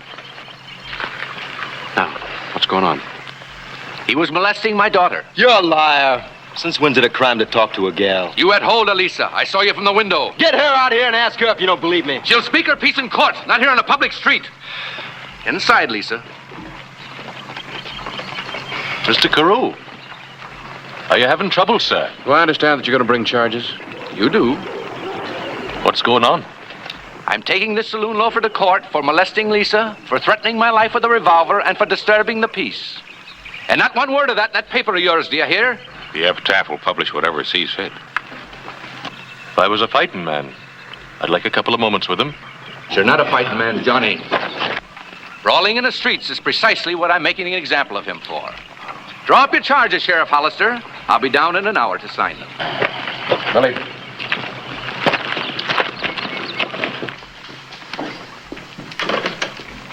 Lisa. You're not without fault, Lisa. Had you not loitered with that cowboy, he would have not have taken liberties. Sin to talk to a man? To be a good neighbor? Is it right that I should be cooped up in this house all day, allowed only to talk to Cornish men and women? This is America, Papa. Women are not slaves here. They're allowed to marry men of their own choice, not ones their fathers picked out for them. That's enough, Lisa.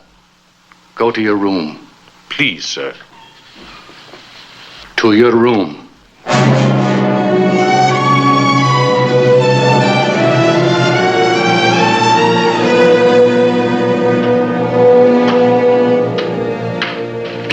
The afternoon of May 12, 1880. Hi, Clay. Oh, Frank. Frank? Get me out of here, Frank. That's what I'm here for, Billy. Put your hat on. What are you trying to do, Clay? Set an example of us boys from Charleston? No, Frank. Billy just made a pass to the wrong girl. Daughter of old man Carew, mining superintendent of $1 million. No need of suspicion of bail bond, Clay. Signed and sealed by Judge Casey, paid for and delivered by Frank McLeod. Mm-hmm.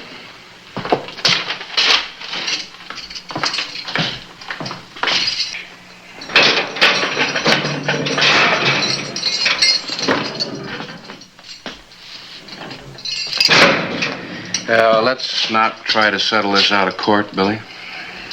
Well, now, Clay, you know me better than that. I wouldn't start any trouble. Yeah. Thanks a heap, friend. You go out and get yourself in trouble real soon so I can return the favor. My hardware, sure. Oh, since you're not going to be starting any trouble, you won't need it. Now, wait a minute. What if that old man goes in a prod for me again? Or somebody else starts something? Jump behind the bar and grab a bottle. Funny.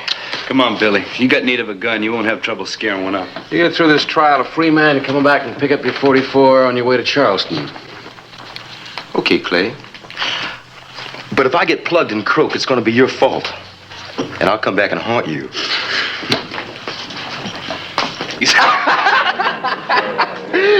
She was out there just a sprinkling the daisies, as pretty as you please. Hey, Billy, somebody outside wants a word with you. With me? You're Bashful Billy Clanton, ain't you? Did you give her a name? I didn't ask. Must be Rosie. Hey, see if you can fix me up with that girlfriend of yours from Benson.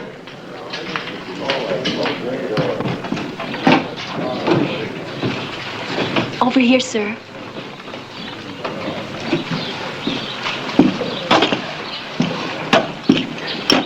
What are you doing here? I had to talk to you. Look, lady, I don't want any more trouble. I run off from home. Oh, no, that's just fine. You will help me, won't you? Whatever gave you that idea? Well, you stood up to my pa, didn't you? Well, now, wait a minute. You're getting this all wrong, ma'am.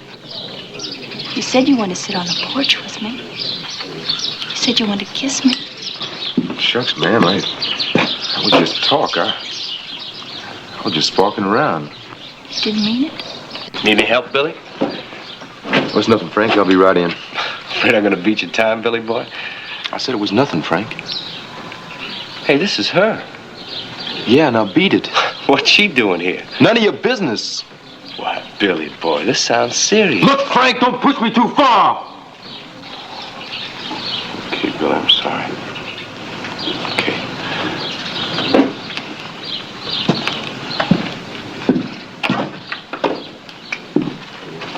You see what you done? He's my best friend.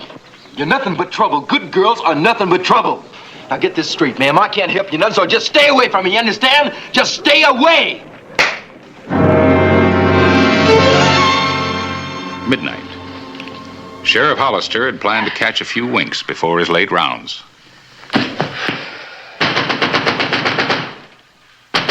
That's what he had planned.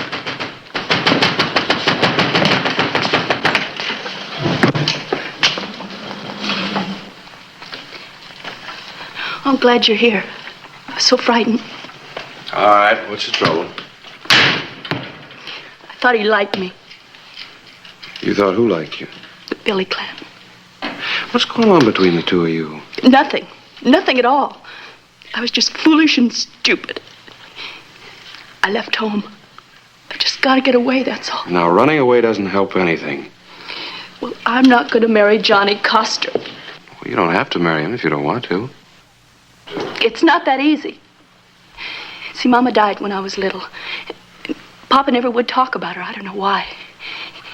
Well, he's been the only one to tell me what to do. And he won't allow me to know anybody except Cornish people. I mean, no American girls who go to dances and socials and laugh out loud, bold as you please.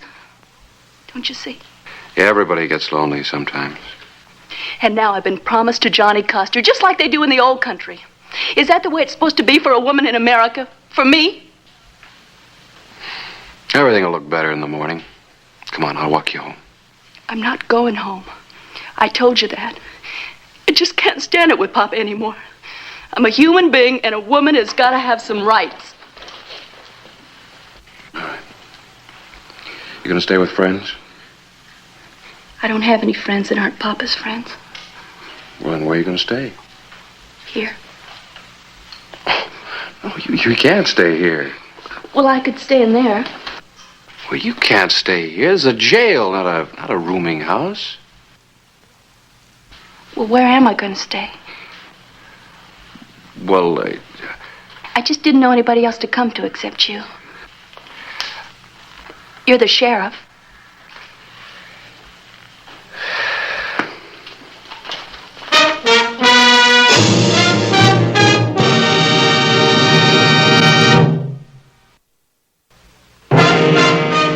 The morning of May 13, 1880. Johnny Coster was a troubled young man. Lisa's run off, Sheriff. Bed wasn't slept in all night. Old Carew's fit to be tied. Now, take it easy, Johnny. Have some? Thank you, no. I know it don't mean much to you, Sheriff, but I'm fond of Lisa. I wouldn't want anything to happen to her. Well, I'm glad to hear that you're so concerned about her, seeing that you two are engaged. How'd you know that? She told me last night. But I also got the impression that she's, well, not too fond of you. Where is she? I'm not sure that you're the man to know.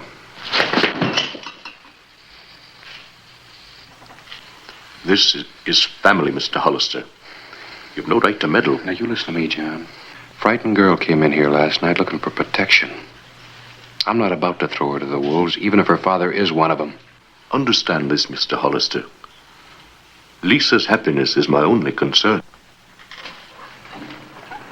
All right, Lisa, come on in. Miss Carew spent the night at the Palace Hotel, courtesy of the sheriff's office. I'm not going home, John. I'll do anything, but I'm not going. Well, what you do now, Lisa's between you and your pa. But there's something else. Something you told Mr. Hollister that's between you and me. Well, now, look, I'm not very good at peacemaking, but answer me straightly. Did you run away because I asked your pa for you to marry me? Yes. Don't you like me, Lisa? Oh, it isn't that. I like you, John. Well, what is it then? Well, it's just that you were always Papa's friend. You seem like my uncle. I mean, like my brother. You never even looked at me. You never once told me that you liked me. Well, then I'm telling you now. I like you. I can't ever think about a woman, but it's you that I'm thinking of. I want you for my wife. You're just saying that to get me to come home. No, I swear what I'm telling you is the truth. Come now. I'll take you home to your pa. No. I have to be sure. If I went home now, I'd never be sure of you, or of myself, or of anything.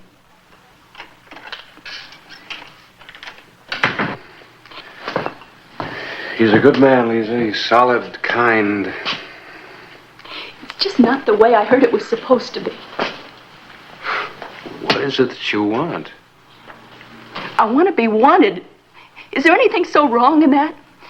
I want to be courted and desired. I want men to look at me the way they look at other girls. The way that cowboy looked at me yesterday. I'm sorry. I guess you think I'm shameless. No, you just got set down in the wrong town. You wait here. I'll be back in a couple of minutes.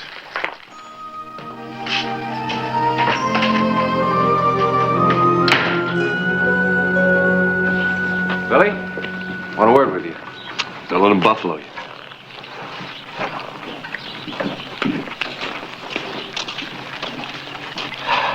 I was just picking my teeth, Sheriff.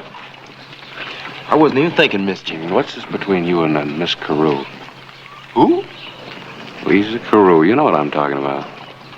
Why, nothing, Sheriff. I never laid eyes on her until yesterday.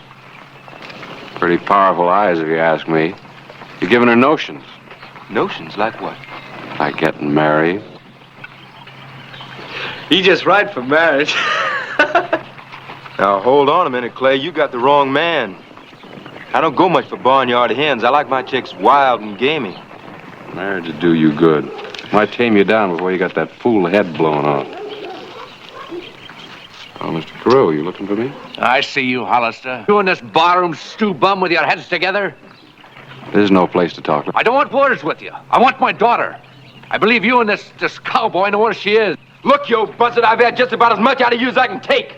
Don't be yelling at me, you scum. I'll settle with you in court. That's it. That's enough. Billy, you and Frank go inside.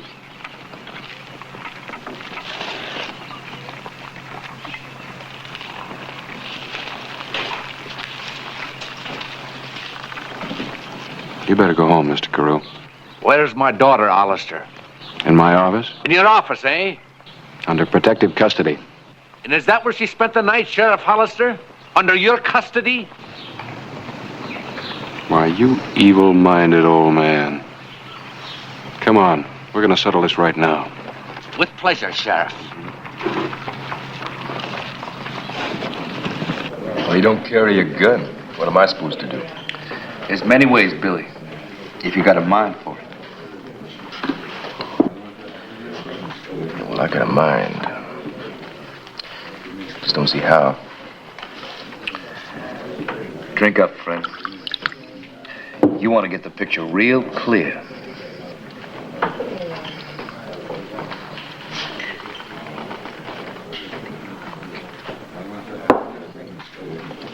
I get the picture. Real clear.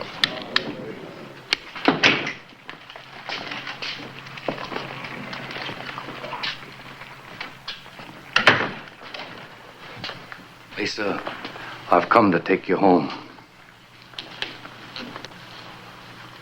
For the last time, will you or will you not come home with me? I'll not marry John, Papa. I'll not. After last night, I doubt if he'd want to marry you. Come. No.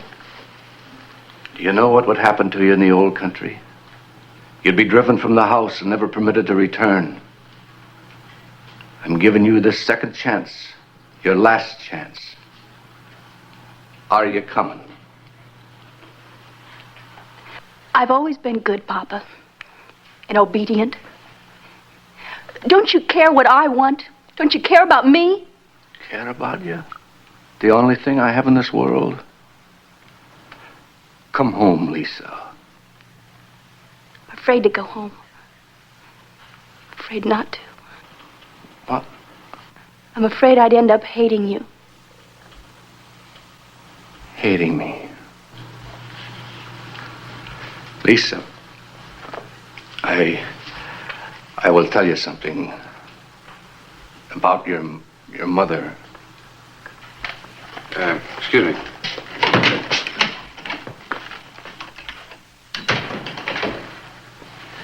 You remember your mother, Lisa?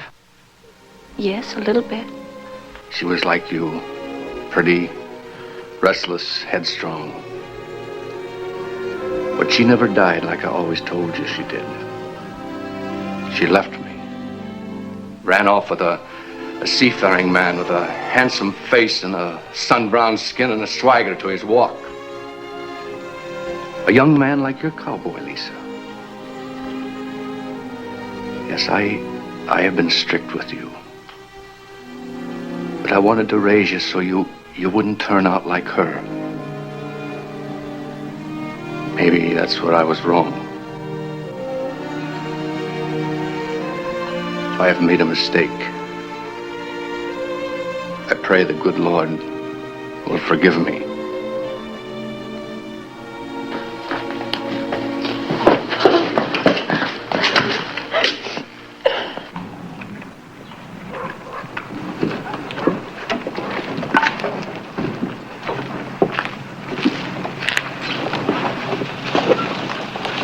I'm going to go home, Sheriff. Are you sure that's what you want? Yes, I want to. About the cowboy, Sheriff Hollister, I think I better drop the charges. I'm glad. I'm sorry to have been such a bother, really. Thank you.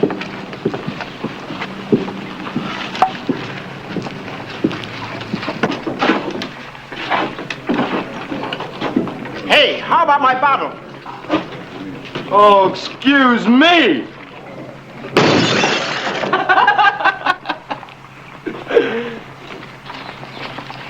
You sure get the picture real clear? Mr. Carew! Wait here, Lisa.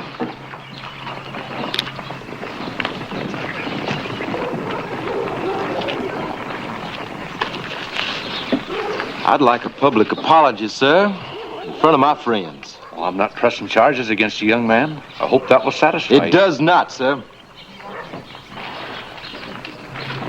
You linked my name in a scandalous fashion with your daughter. And I'm not about to sink so low as to have a truck with minors. Or minors' daughters.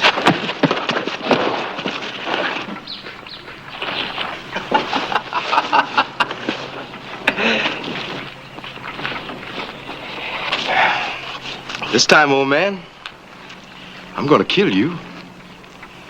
Better go get yourself a gun. I've never used a gun in my life, but I'd like to get my fingers around your living throat. You better learn how to use one quick. Let him alone. You're drunk, and he's an old man. Off the battlefield, Miner, or make your fight mine. Johnny, take Lisa home. I'll not be leaving you for dead, Mr. Carew.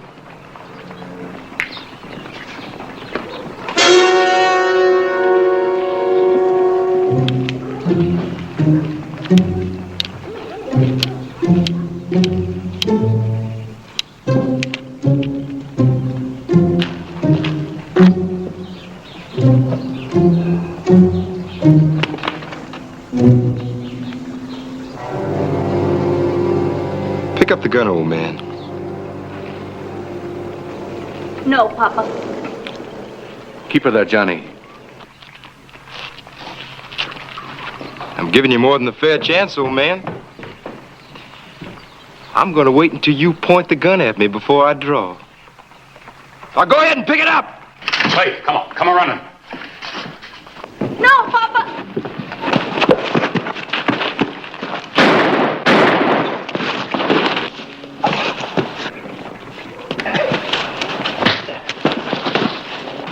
Oh, Johnny.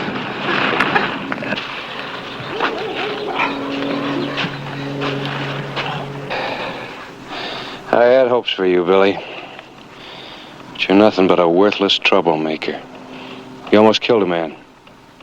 If you ever make trouble in Tombstone again, I'll stop you again. So help me, I'll stop you good.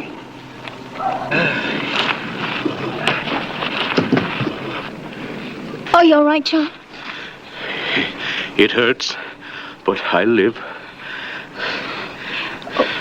John, I'm sorry. But I'm sure of a lot of things now. A lot of things that I wasn't before.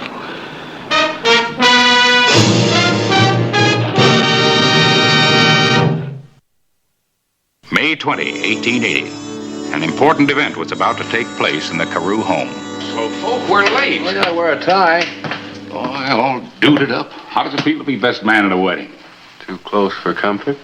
Funny, wasn't it? What's that? How Lisa couldn't even see Johnny until he picked up that gun, and all of a sudden, he's her kind of man. Oh, what women do, I don't even try to reason out. Next time I go to be a peacemaker between a man and his woman, grab me hold of the coattails, will you? You better get down to Rosie's place, Clay. She just took a shot at her new man. Oh! Have you forgotten already? Is he hurt bad? No, just a scratch. But he's holed up in the Baptist church and don't dast to come out. You tell him to stay there until after Johnny Coster's wedding is over. How's that?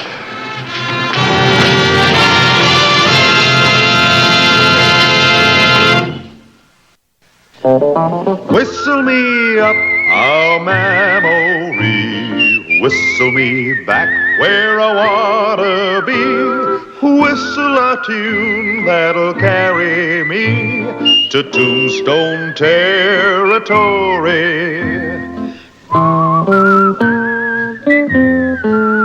If your past has run afoul of the law, it's a handy place to be, 'cause your future's just as good as your draw in Tombstone territory. Whistle me up a memory, whistle me back where I wanna be, whistle a tune that'll carry me to Tombstone territory.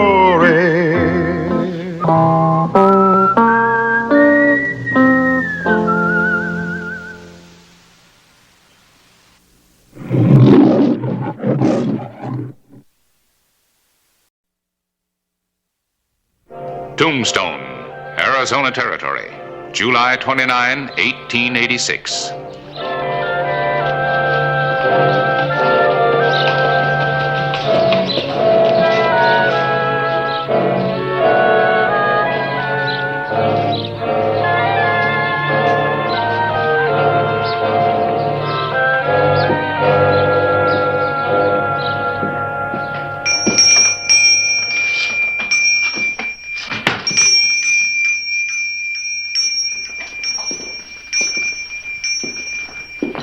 Hello, can I help you? You Miss Nellie Cashman? Yes, I am. Well, I'm a friend of Bill Doolin's, and he told me his wife Katie was staying here. I got a message for her. Well, Bill can tell her himself. He'll be in on the 1 o'clock stage in just a few minutes. Well, that's part of the message, ma'am. Bill ain't going to be on it. Why? Something happened? No, there's just a little delay. He'll be in on a later stage. Oh, all right. Well, I'll tell her. Well, the rest of the message is kind of personal, ma'am, and Bill, he wanted me to tell her that part of it myself, personally. It's number 7, just down the hall.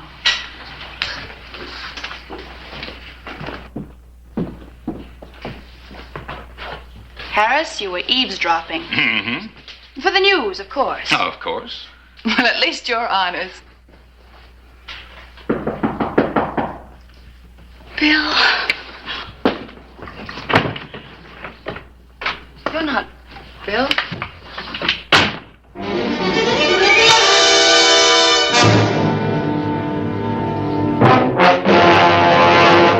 An actual account from the pages of my newspaper, the Tombstone Epitaph. This is the way it happened, in the town too tough to die.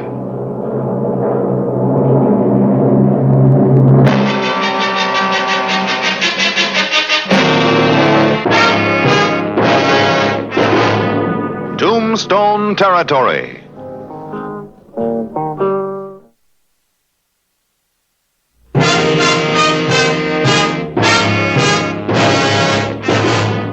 Early afternoon, July 29, 1886.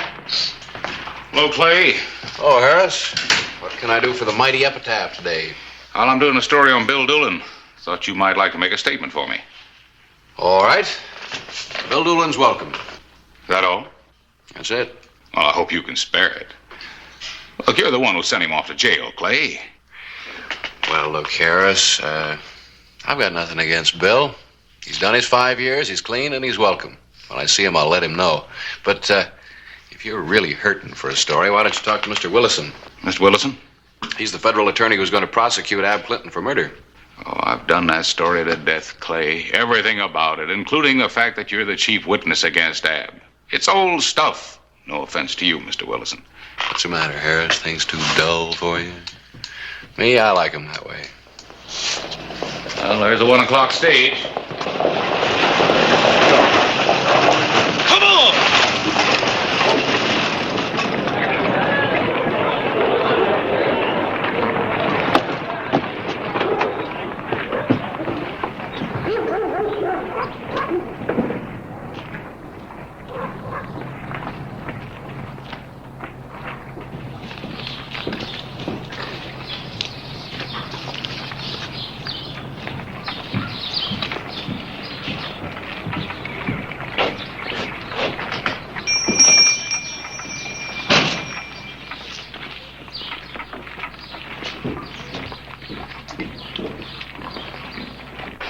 Mrs. Doolin here?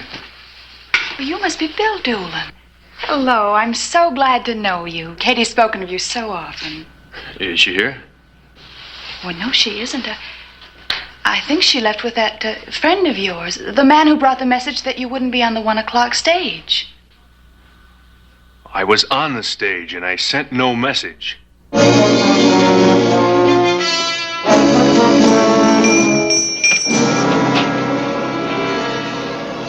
do that.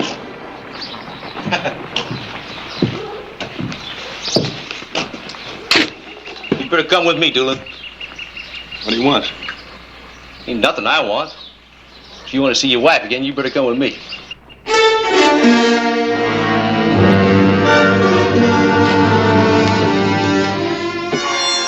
That afternoon, Bill Doolin was taken to a shack, a short ride from Tombstone.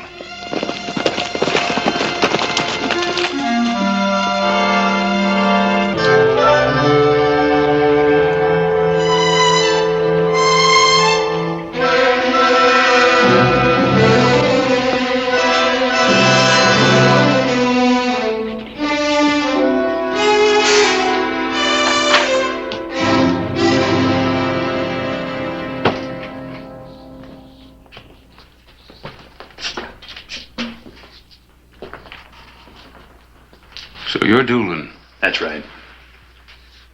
We've got your wife. Oh, she's safe. Who are you?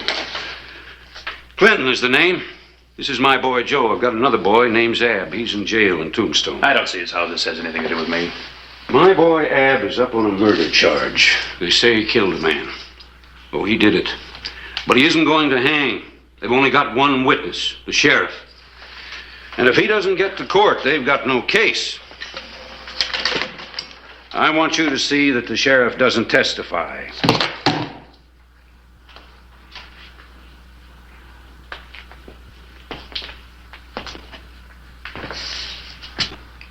I'm not doing your dirty work. Maybe I didn't make it clear. It'll be your wife or the sheriff, one or the other. Why me? Why not him? This is a job for a man, not a boy. What do you mean? I can take care of that sheriff. Have you seen those graves out on Boot Hill? A lot of them are filled with men that thought they were better than the sheriff. Well, I don't care nothing about that. You'll do as I say. You were right, Mr. Doolin. A man ought to do his dirty work himself. But I've got one boy up for murder and the other itching for a kill. If this isn't done right, they'll both be dead. Killed or hanged. I don't like what I'm doing, but I see no other way. And when this is done, I'm going to take my boys back home to Chicago. I don't like it, Doolin, but this is the way it's got to be. Where is Katie? Put away, safe. You get the sheriff, you'll get her back. I got no reason to kill Hollister. Sent you away, didn't he? You came back to get him. Nobody's going to blame you if it's a fair draw. It's got to be the way I say. Your wife or the sheriff.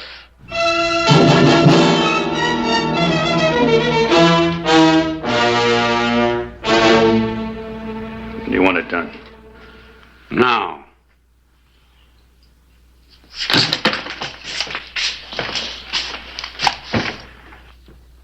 If anything happens to Katie, I'll get you. And him.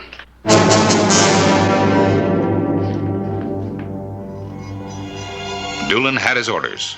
In Tombstone, the grim stage was set.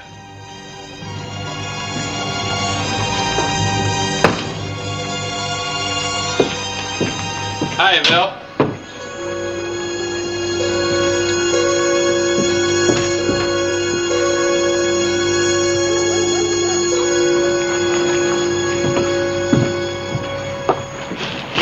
What's Doolin up to? Bill, welcome back to Tombstone. Hollister, you're a craw-belly coward. Hiding behind a badge.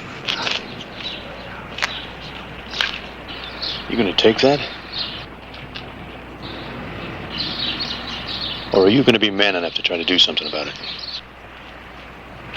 Well, what's eating on you, Bill?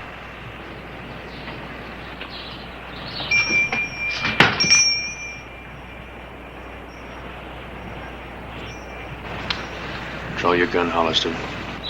Oh, now, hold on. Make your play.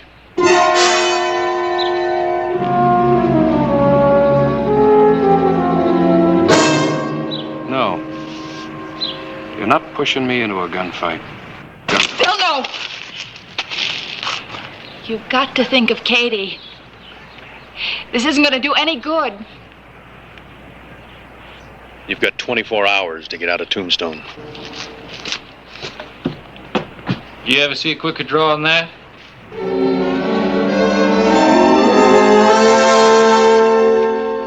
The morning of July 30. The epitaph had already gone to press. Bill Doolin is welcome in Tombstone, says Sheriff Hollister. Makes a fine story, doesn't it? You welcome a gunman and he turns around and tries to kill you. The town's concerned. I think you ought to make a statement. I already made one. It still stands. Are you serious? I am. Well, it doesn't make sense. No, Clay. it doesn't, Harris, and that's what worries me. Why does Bill Doolin want to kill me? I don't know. The point is he does. The other point is, what are you going to do about it? Try to find out why. The people are scared, Clay, and I don't blame them. They need reassurance from you. Such as what? Such as what? A man embittered by 5 years in prison tries to kill you. A sensible man would simply put him in jail where he belongs. Well, I'll do that if it's necessary, but I'm not ready yet. Something about this just doesn't add up. You're a stubborn mule. Mule, huh? Print that and I'll sue you for libel. I might just win.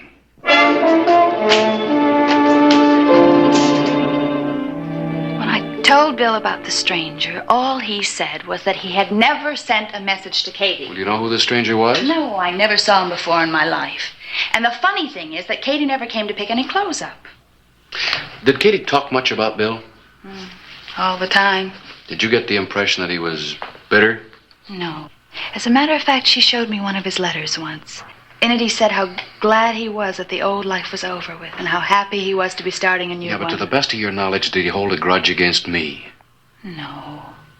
Well, Katie never said anything, but Clay, I'm sure he didn't. You said that they had plans for a new life. Do you know what they were? Katie had bought a few acres out by Willow Creek. When Bill came back, he was going to farm it and eventually get a few head of cattle. There was nothing on that property but a little old shack.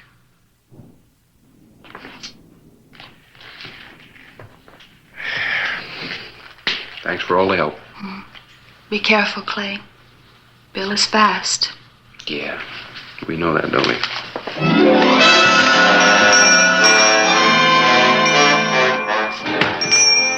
From a storage room above Allen Street, the Clintons kept a close check on Clay Hollister. Take it easy.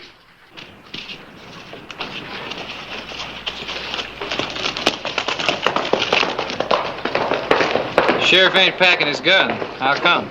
That way, maybe he thinks Doolin won't shoot him. Hollister seems about to visit Doolin. You circle around and beat him there. I got something else to do. Get moving. Get at it.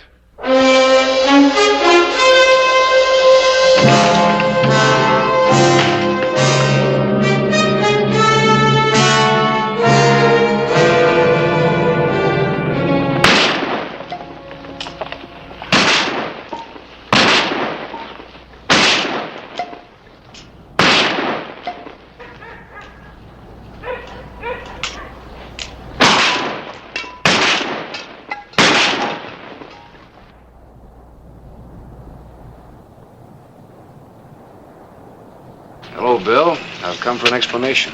You got till sunset to get out of town. What are you trying to prove? The deadline's sunset. Look, I rode out here without a gun because you knew I wouldn't shoot a man that was unarmed. Because I want you to see that we haven't got any differences. Why do you want to shoot me?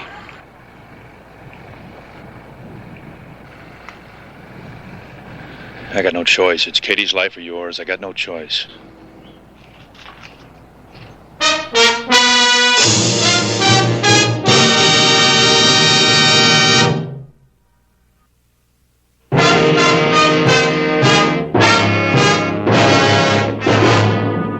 Noon, July 30, 1886. The sheriff's authority had been challenged. Fear began to snake its way through the people of Tombstone. If Clay Hollister couldn't stop the threat of a gunman, what chance did the people have? Things are out of hand, Clay. You've got no choice. You've got to jail Doolin. You've just got to. Living 5 years with a grudge must have twisted his mind. Oh, he's not twisted, Harris. You don't understand. He said something about my life or Katie's. Well, I'm trying to understand. I'm especially trying to understand you. Hello, Clay. Did you want to see me? Yeah. Hello, That stranger that came to see Katie, did he look like a Clinton? Well, I don't know the Clintons. What about you, Harris? Could that have been Ab's brother? Well, he didn't look like Ab. I think there was a brother. Wait a minute. It seems to me... Seem to you what?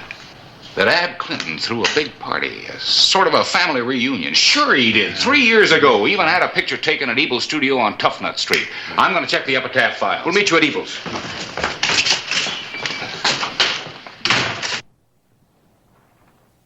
You gotta excuse me, Sheriff, but it's been almost 3 years. These files get sloppy. The picture, Sam. Man, you'd think it was a matter of life and death. It is.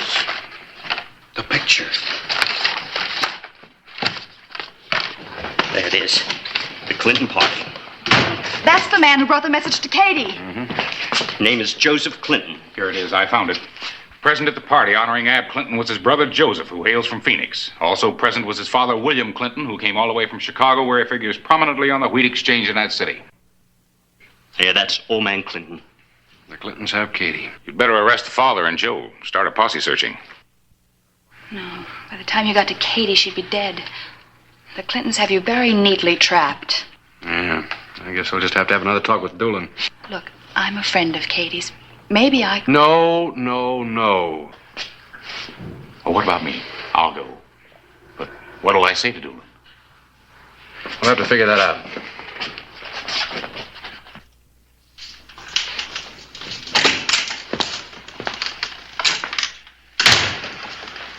I tried to tell him. He wouldn't listen.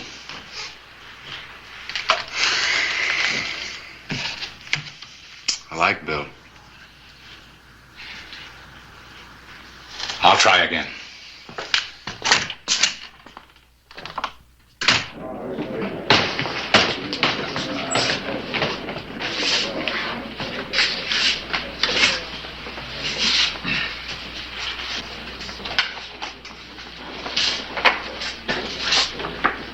Whiskey.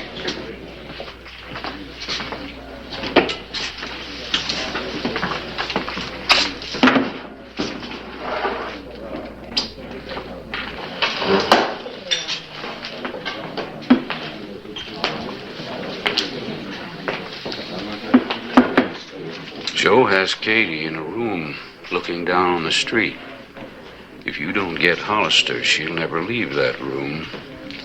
If you kill him, get on your horse and ride out to the shack.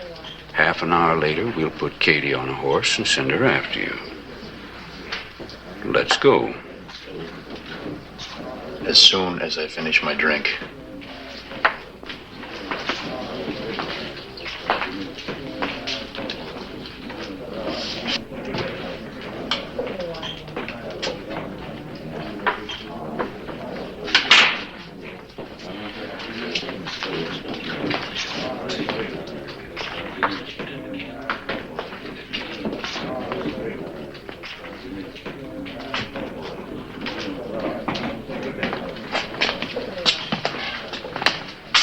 What were you talking about? He tried to sell me a subscription to the Epitaph.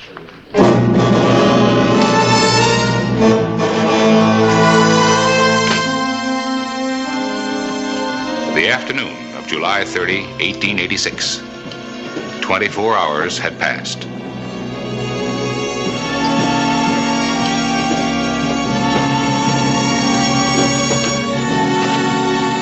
It was obvious Clay Hollister was not leaving Tombstone. Did you speak to Bill? I talked to him, but I don't know what he'll do. You can't gun a sheriff and get away with it, Bill. Draw. You got no reason. Draw!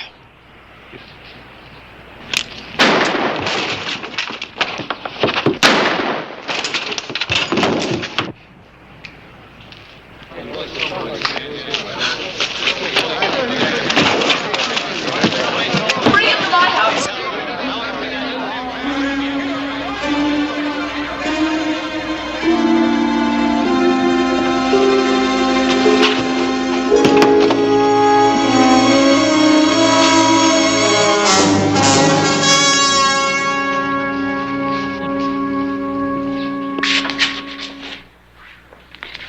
Now you just keep your mouth shut and you'll see your husband.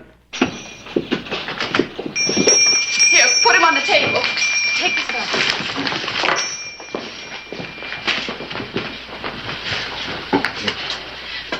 Somebody go and get a doctor, quickly. Thank you very much. We can manage now.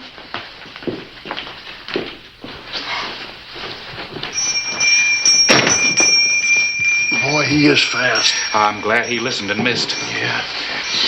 Hey, Hollister, do you mean to say that you planned this whole thing with Bill Doolin? Clay. Well, it looks that way. Clay, they've got Katie upstairs above the barber shop. It's my part of the deal. Katie?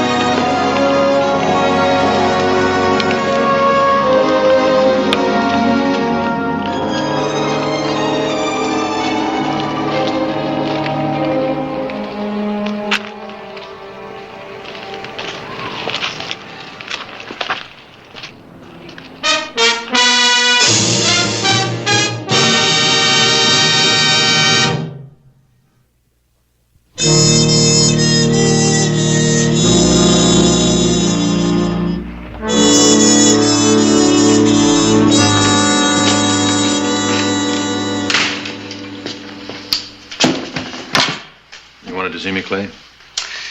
Yeah, Billy, I want you to sign a complaint. Against whom? Father of the Clinton boys. Walker, bring in Mr. Clinton.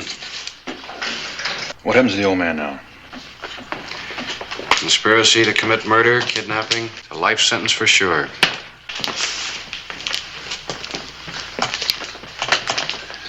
Take off your hat. Can you identify him as the man who plotted the whole thing?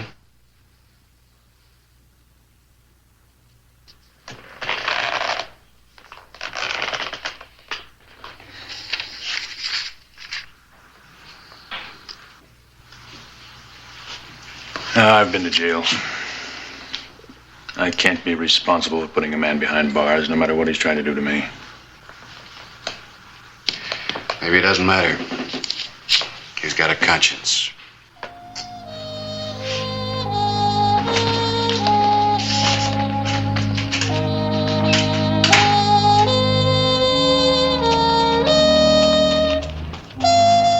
Old man Clinton went home without his sons.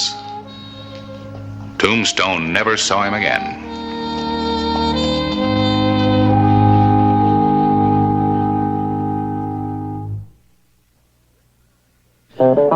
Whistle me up a memory, whistle me back where I wanna be, whistle a tune that'll carry me to Tombstone territory. If your past has run afoul of the law, it's a handy place to be, 'cause your future's just as good as your draw in Tombstone territory. Whistle me up a memory, whistle me back where I wanna be, whistle a tune that'll carry me to Tombstone territory.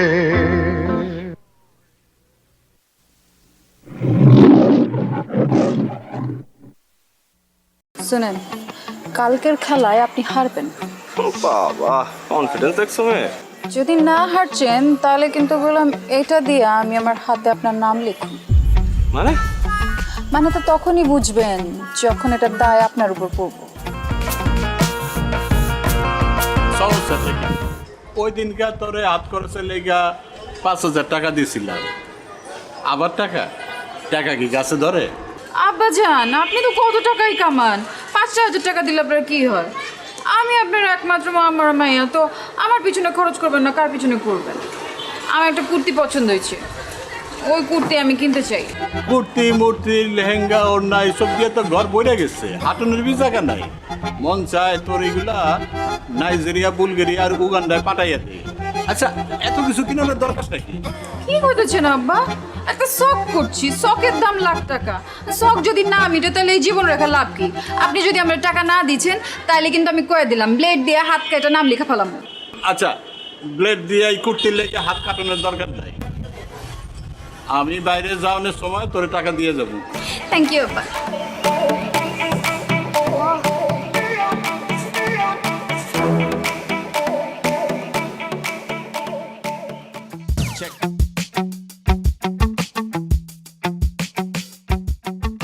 আচ্ছা লাইলি, তুমি এরকম প্রতিদিন কোনো পড়াই complete করছো না, আমি কিন্তু তোমাকে আর পড়াতে আসবো না। আসেন না, আপনারা ক্যাথাই কইছে আইতে, আমি কইছি শেষ পর্যন্ত তোমার বাবার কাছে আমাকে কমপ্লেন করতে হবে। আপনি আমার বাপের কাছে কমপ্লেন করবেন? পড়াশোনা করছো না, বাবার কাছে কমপ্লেন করবো না? অবশ্যই করবো।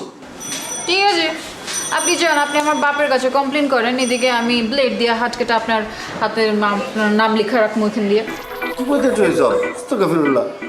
দেখো, এইবার না হয় আমি তোমার বাবার কাছে কমপ্লেন করবো না, কিন্তু তুমি যদি পরীক্ষায় ডাব্বা মারো তাহলে তো আবার আমি শেষ।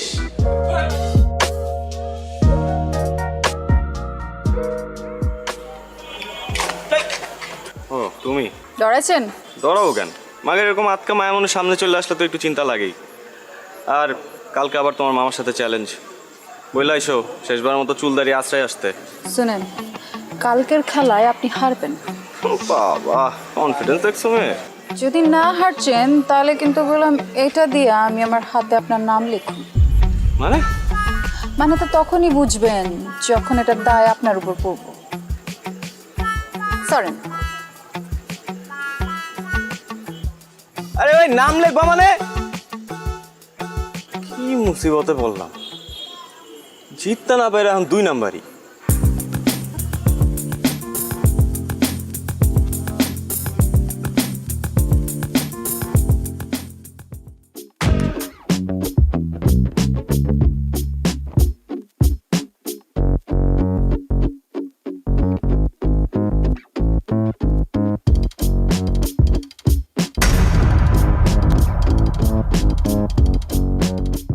কি সমস্যা? যাইতে দিছ না কেন? সমস্যা আমার না আপনার। আপনি মানুষ না খুনি? মানে মানে বোঝেন না? কালকে কি করছেন? কাচির লগে কি মিলাচ্ছেন? পেট খারাপের ওষুধ। দেখো এখন কিন্তু বাড়াবাড়ি হইতেছে। তোমরা কাচ্চি খাইতে চাইছো, আমি খাওয়াইছি ব্যাস। আর কারো যদি পেট পাতলা হয়ে যায়, কেউ যদি হজম করতে না পারে, সেটা তো তার সমস্যা, আমার না। বাড়াবাড়ি আমরা করছি না আপনারা করছেন? মানে ইচ্ছে করে আপনারা খান নাই কালকে, তাই না? যাতে আমার লগে প্রতিশোধ নিতে পারেন। আর যদি নিতে চাই সেটা কি দোষ? 3 বার ঘুরি চ্যাম্পিয়ন আমি, তোমার কারণে আমার হারতে হয়েছে। হারছেন তো কি হচ্ছে? মাঝে মাঝে কিছু জিতবার লাগা কিছু হারতে হয়। এই তোমার কাছে হাইরে আমি কি জিতছি? হ্যাঁ আমারই জিতছেন, আমার মন জিতছেন। এই দেখো তুমি আমার আবার কোনো কিছু তো ফাঁসে দিচ্ছ, আমি বুঝছি। এইসব ফান্দে আমি পা দিতেছি না, প্লিজ। আমি আপনারে ফাঁসাই নাই, আপনি আমারে ফাঁসাইছেন। আমি তো আপনার প্রেমে পড়ে গেছি ফ্রি মাস্টার। এক চক্কর আপনি আমার মারবেন, মারেন, কাটতেও ফালান, কিন্তু আমি আপনার ভালোবাসি, এটাই সাইন্স। হ্যাঁ এর জন্যই তো সায়েন্সে মারো ডাব্বা। যতই অপমান করেন শাদি তো আপনার আমার লগে হইব। তোমার মতো মেয়ের সাথে শাদি দূরে থাক, প্রেম পর্যন্ত করতে রাজি নাই আমি। হ্যাঁ, আর এইসব ব্লেড ফেড দিয়ে কোনো কাজ হবে না, আমি ভয় পাই না আর। দেখো চন্দ্র তুমি কি করো।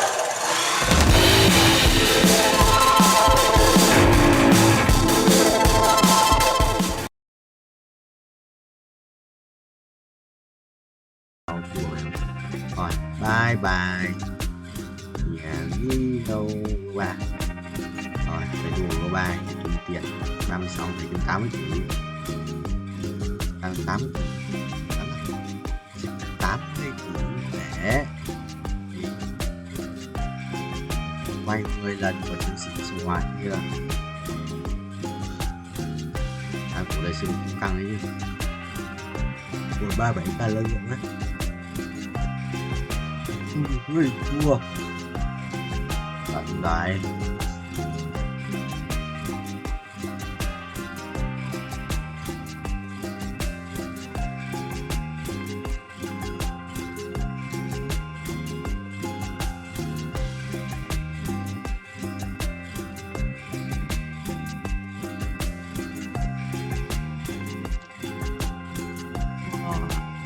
Xong rồi bay 36 mời cái lại nha.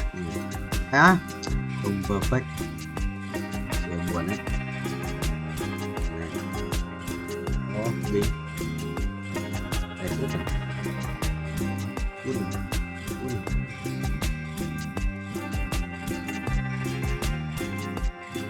Chít rồi.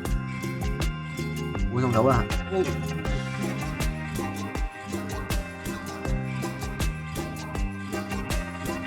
Lòng đất luôn mở trung tàu.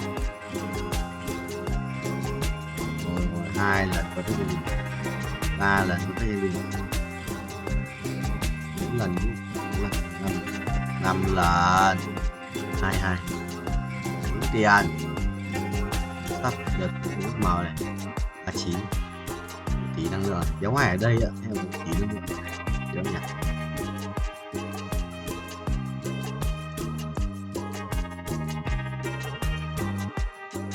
Cái gì chỉ cần nói nha.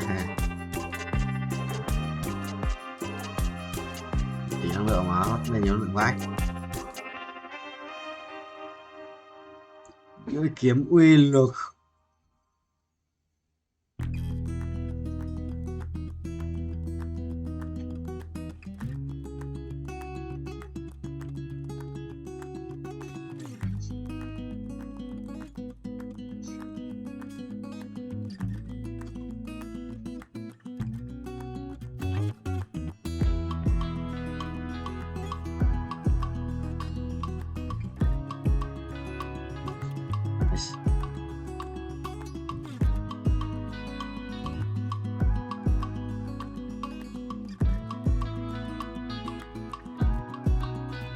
Wait.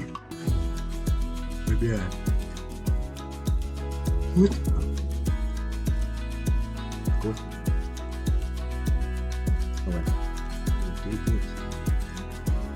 মন্টুর বাসা ফাঁকা, খালি বাসা, পুরা খালি, খাওয়া দাওয়া নাই, তুমি আর আমি, শুধু তুমি আর আমি, একা একা। কত বড় সাহস তোর, হ্যাঁ?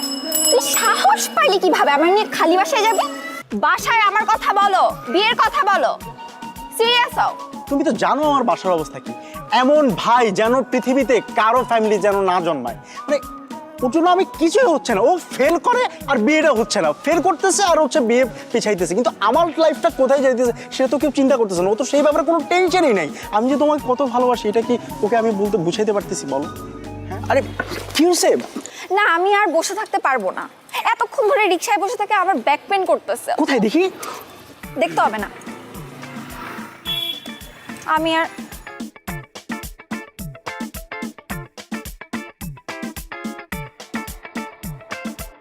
আচ্ছা, আশ্চর্য ব্যাপার, তোমার ব্যাক পেন হয়েছে তুমি আমাকে পার্সোনালি বলবা, সেই জায়গায় তুমি রিকশাওয়ালার সামনে বলছো, ব্যাপারটা কেমন না? তো কি হয়েছে দেখি?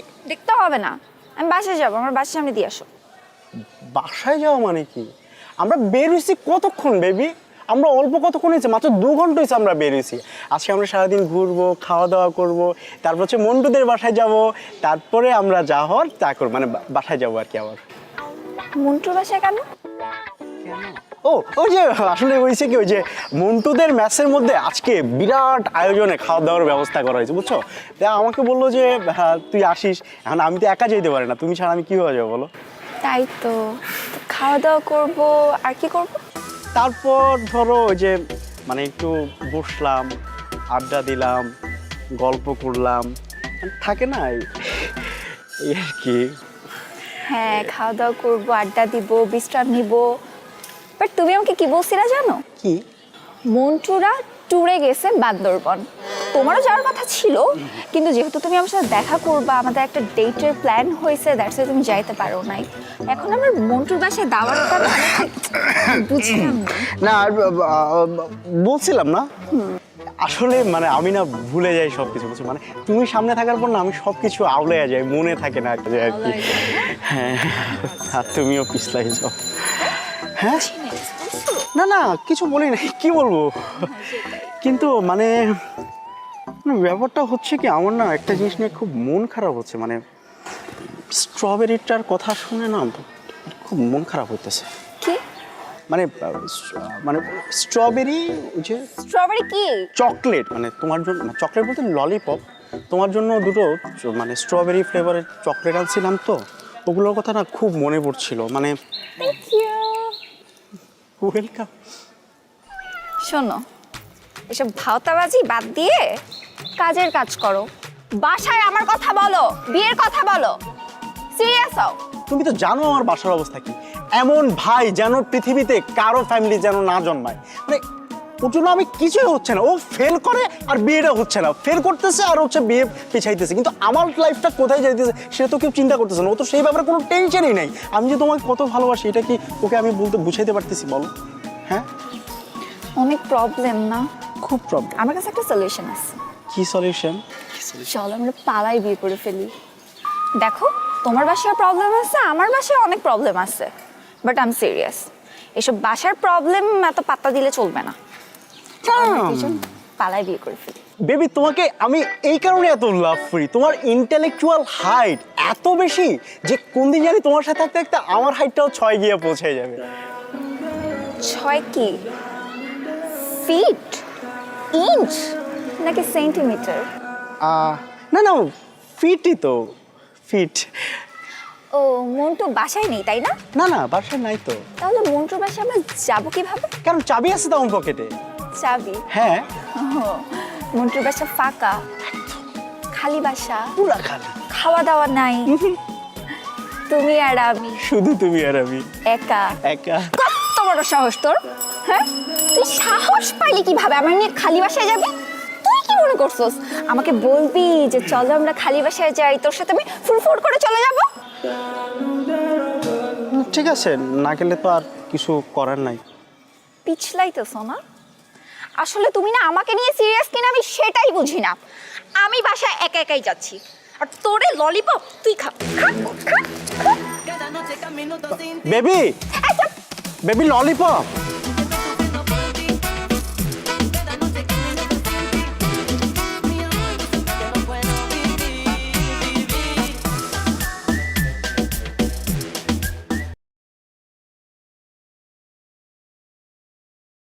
Cũng đau rồi. Tao sửa cả mày đi anh chơi lắm. Đừng nhặt nhầm đồ, đừng nhặt nhầm đồ, đừng nhặt nhầm đồ, đừng nhặt nhầm đồ. Xong. Có đủ đồ rồi này. Mình chả có nằm cái này có ấn gì à? Ấn gì ấy? Ấn thần thoại, ấn sử ra. Trốn không? Trốn khó. 400 củ đây. Vì bớt phần nữa là 531 củ. Tiền perfect. Không hiểu. Perfect. Mini code 416 lap. Qua 400 lap rồi. Rồi.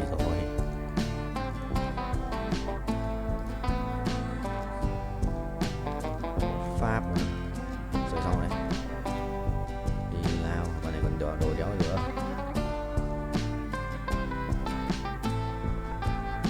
Còn áo đam phép không? Sắt thương phép này. Sắt 500 sắt thương phép này. Con này full sắt thương phép này. Ok. Làm đéo có gì. Là còn một cái kìm có đồ mà đéo. Ok, xong. Với ai đây? Ba cái thằng kia. Bạn kia có lắc thì sự láo đấy.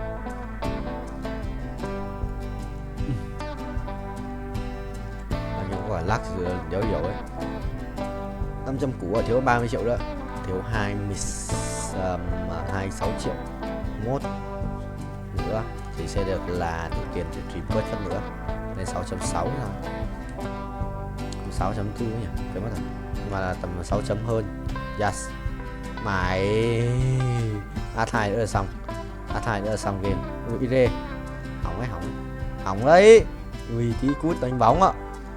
Bóng thằng nào ấy. Hộ cái đi. Thằng bốc lửa. Gì tí thua. Chi mình cầm bóng nó tí cút.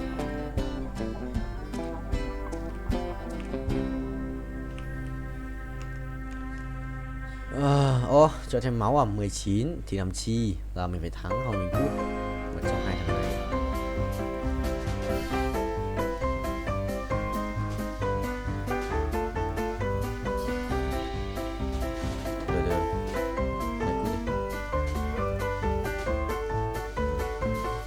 Được đéo được vẫn đéo đủ. Kéo ra át này. Thằng này cầm 2 con át. Át này. Thằng này không cầm át nào.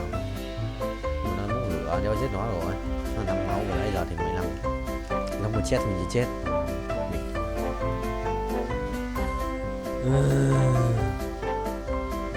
Cái thằng vậy con lắc và bắn phát cho gần con át 100 phút.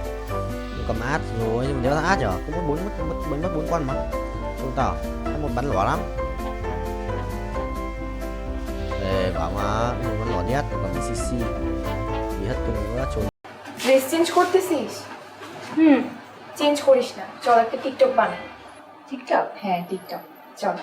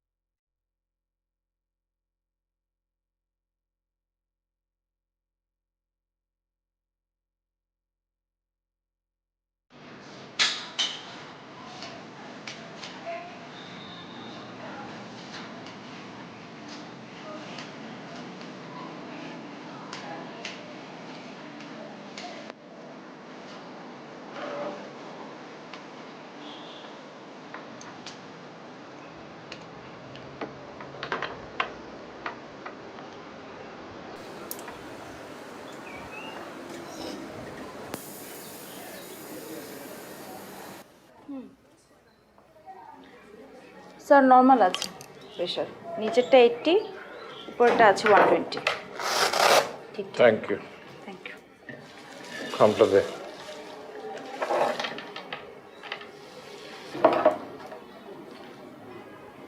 Sir এটা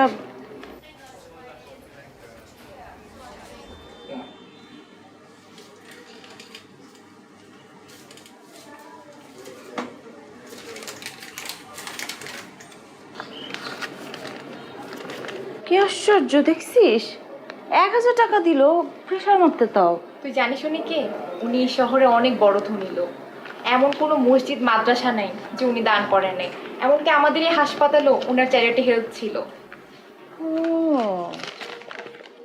ভালো লোক। Dress change করতেছিস? Change করিস না, চল একটা TikTok বানাই। TikTok? হ্যাঁ টিকটক, চল। ঠিক আছে, এই ড্রেসটা পরবো, এটা পর।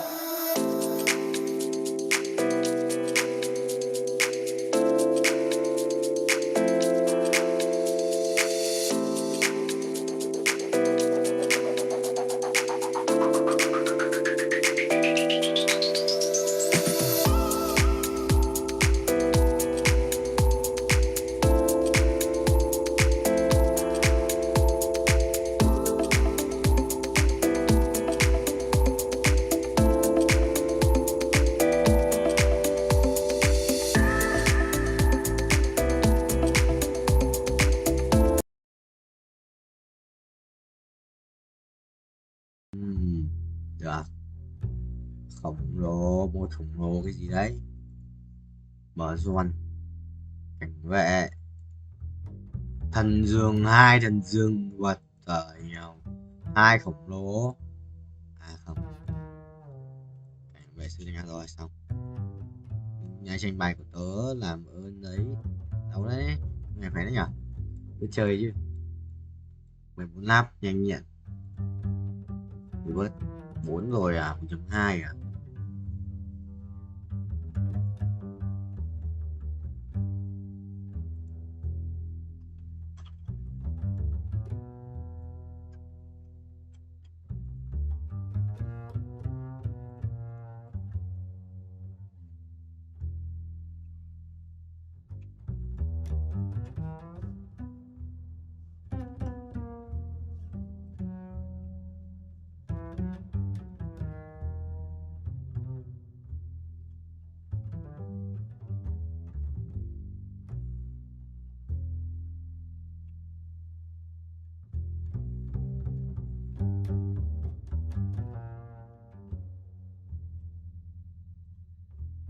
Dương ơi, đây chuyển chuột tội, thú tượng với cả giáp máu ánh sáng thì cái nào ánh sáng ngon hơn?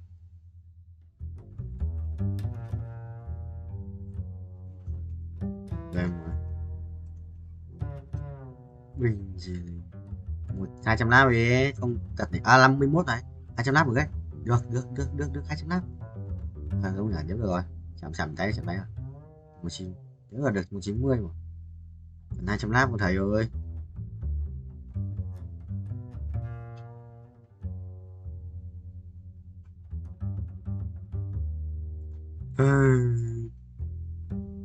Bớt em đủ 80 củ rồi, bớt lần nữa ăn đét vậy rồi tao bớt lần nữa ấy. Xong rồi tao mới cút về bên kia, bớt lên 5 ấy, xong rồi mình cút về bên kia được.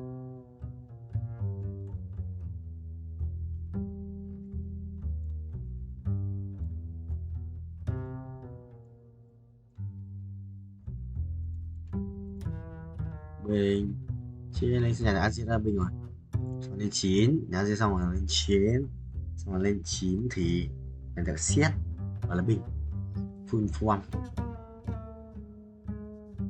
Rồi form này có nhắc là cái gì đâu, what chứ sao không nhắc được hắc ám kìa, nhắc được tử thần hắc ám chỉ có June thôi.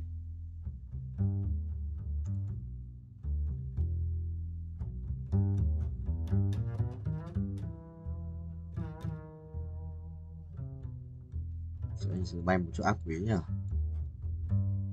Mèo mèo mèo mèo mèo mèo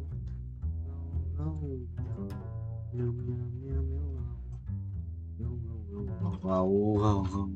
Không vậy. Anh. Quay số rồi. À. Đâu nhỉ? 53 của thêm mấy lát nữa. Nhiều record lại. 200 আজকে যদি আব্বু আম্মু যদি আমারে যদি বলতো যে সাকিব তুই বিয়ে কর তাহলে আমি এই লেটে বান্ধব তুই চুপ থাক তুমি তো মোর বন্ধু সুরজ রে চেনো মোর মেলা দিনের পুরানা বন্ধু লোকটাও ভালো বিশ্বাসী আর তার মাইয়া যে খারাপ হইবে হিয়া কিন্তু মোর বিশ্বাস হয় না আমার ওই দোস্ত সুরজ রে মুই কথা দিছি তার মাইয়া আয়সার লগে আগামী মাসে মগো পোলার বিয়া দিমু তা বাবা তুমি কি কর আলহামদুলিল্লাহ রাস্তা ক্লিয়ার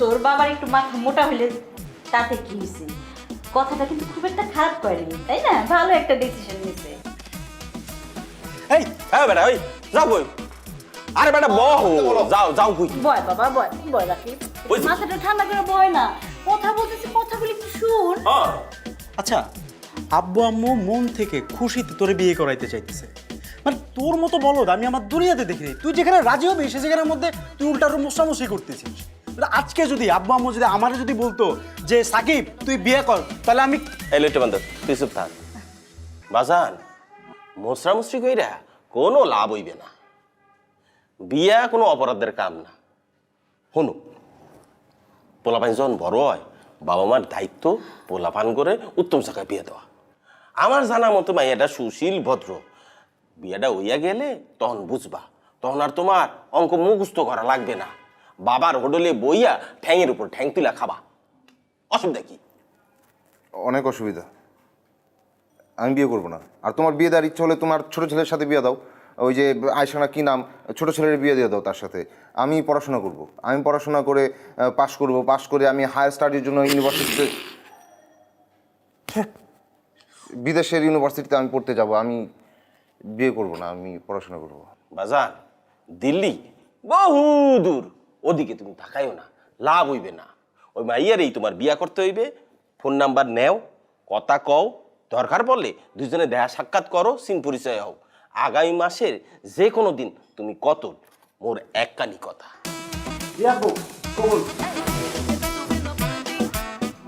আব্বা তোরা তো জানিস তোর আব্বার মাথা গরম যেই কথা বলে সেই কাজ না করা পর্যন্ত তার মাথাটা গরমই থাকে তাছাড়া বাবা সবার তো আর লেখাপড়া হয় না হয় বাবা যে বলছে বিয়ে শাদী কইরা বাবার ব্যবসাটা একটু দেখাশোনা কর এতে করে তোর একটা নতুন জীবন হবে একটা নতুন সংসার হবে তাই না জীবনটা একদম পাল্টায়া যাবে ঝরঝরা হয়ে যাবে তাই না আব্বা আমার কথা শুনতে হয় হ্যাঁ বাজান আমার ভবিষ্যৎ এমনিও ভালো পড়াশোনা করলেই ভবিষ্যৎ ভালো হবে তুমি যাও এখান থেকে যাও আমার মেজাজ একটু গরম হয়ে যাচ্ছে যাও এখান থেকে যাও তোর বাবার কথাটা একটু ভালো করে মনোযোগ দিয়ে চিন্তা কর হ্যাঁ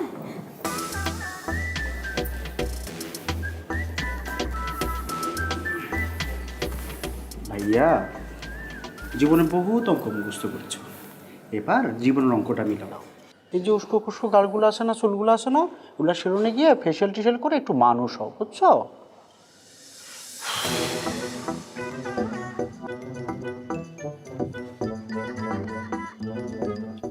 জুতাগুলো না ময়লা হয়ে গেছে এগুলো ড্রাই ওয়াশ করবো আমি ড্রাই ওয়াশ করবো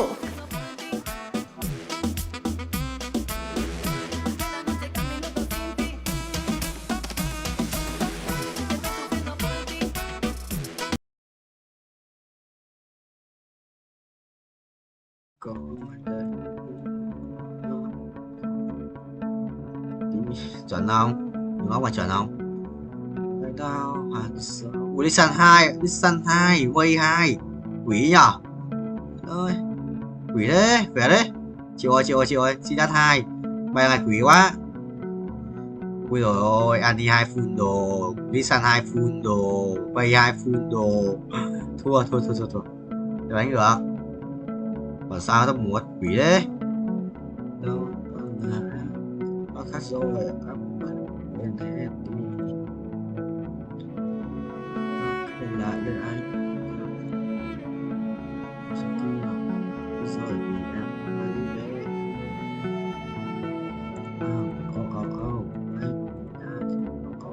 anh sẽ giữ bài Kéo tuôn ra mà.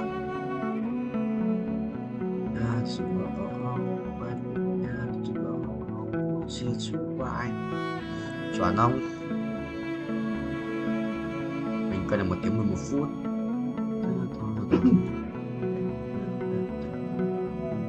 Nhiều gì à? Đi xin tăng tầm đánh đồ cái đồ Awan nghe sự cho đi xin là đúng đấy. Sao không đéo đánh đi xin? Tôi xin ra để bắn đi xin này. Chốt nào? Rồi bắn ạ. Đéo bắn này, xin ra để bắn đi xin này. Chốt nào? Xin ra để bắn đi xin ạ. Cút, bắn trên. Thôi đi rồi. Hai nice top 3. Này ở đây. 6 tuổi 8 33k 25 phút hết hay không? Cháu nói bao nhiêu hết 5 phút hết. Cái an ninh vậy rất dễ kiếm nhá.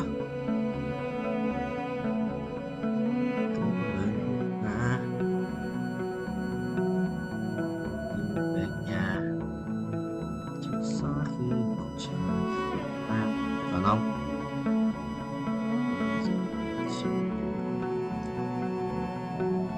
Sau cần đấy.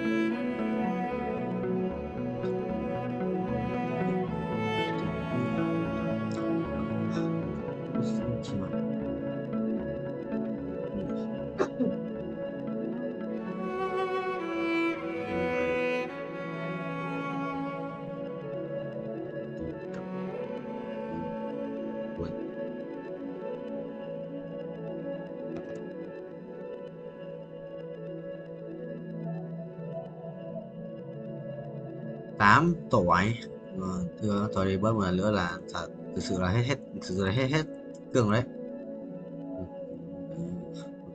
Quyết nhau phải không? 1,7k cường sự cạn kiệt rồi, cạn kiệt kinh tế.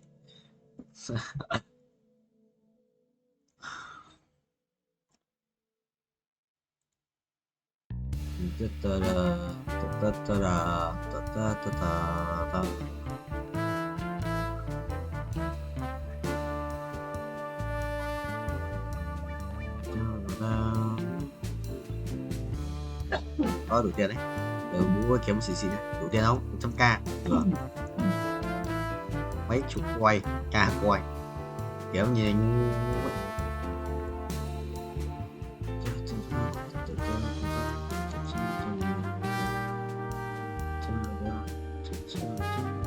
đéo đủ tiền mà mấy quân pet đấy chứ nhức đầu.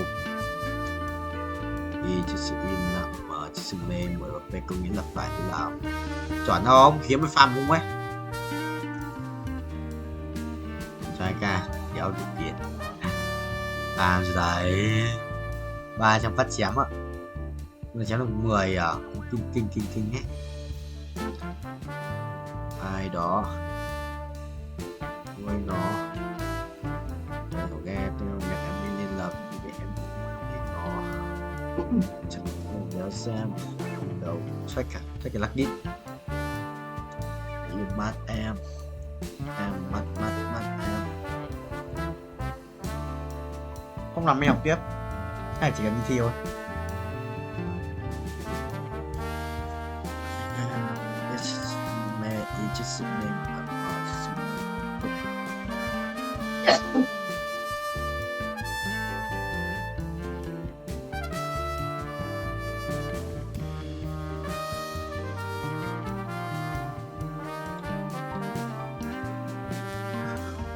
Em sinh nhật sinh tật chúc có hiệu linh vật phương mai 10 1 12 3 ngày 20 tiếng ngày 7 tiếng xong rồi. Không có sợ anh nằm đi sao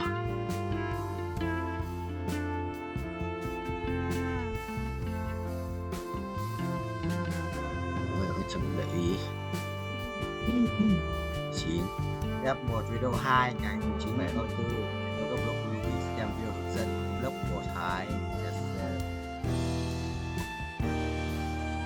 Ok như nào anh hỏi không? Này, Quang cả là chỉ đầm đi cái học rồi.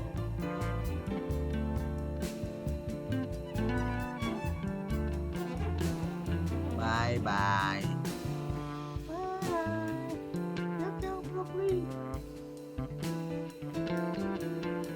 Chơi thì mất được phần tiền này, mất visa.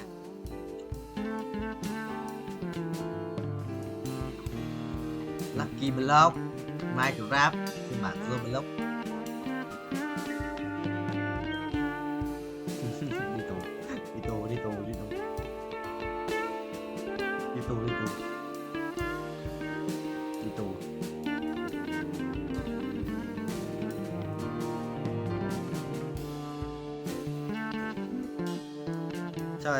Chắc là tại chết report thì nó cũng bèm máu rồi. Để chết report một lần. Để chết tao report cái bia tích.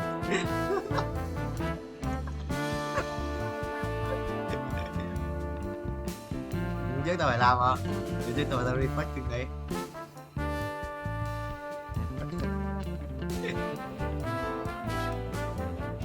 Sai đấy.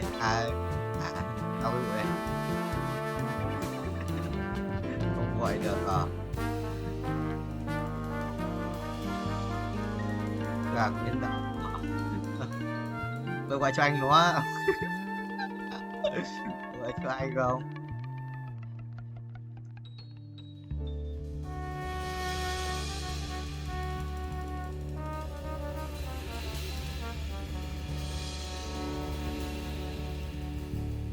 Này là lãi à?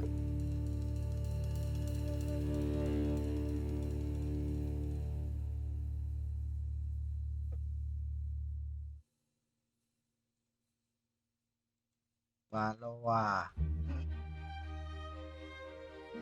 Chơi nữa, chơi nữa. Chơi, chơi nữa.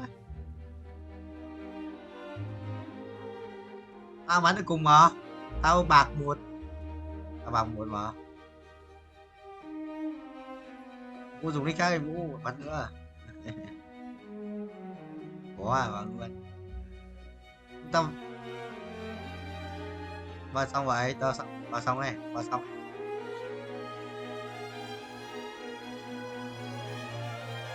Mà Giọng qua nghe cái như gay.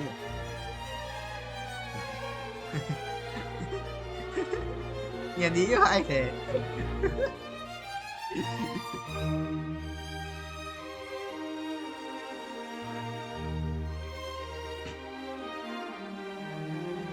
Broccoli.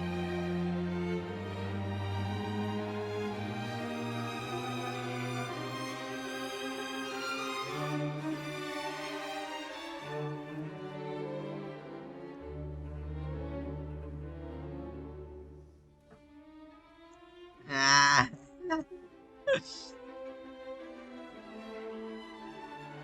Đây chạy cho search giật tu đi.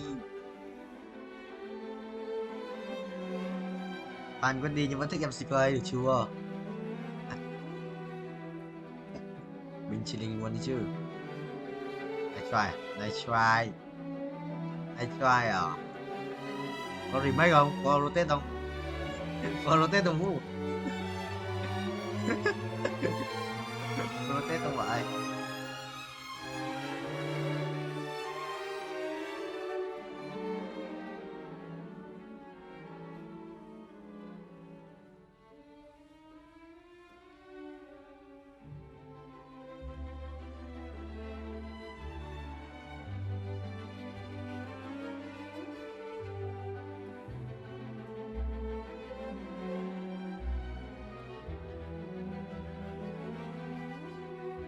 Chồng thất nghiệp đang bán ảnh nhạy cảm của vợ để kiếm tiền. Hay, nice.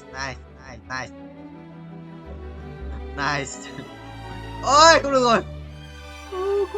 Cô cân thử nhở? Cô cân 2 được rồi. Từ phần này.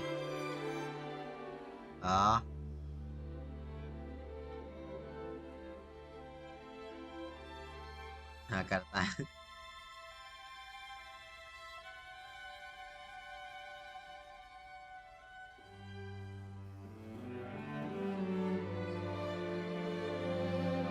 Không ấn tượng gì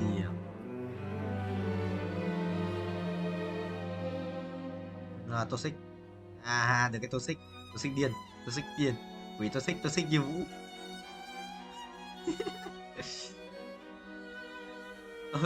Toxic như Vũ của những năm cấp 3, cấp 2, cấp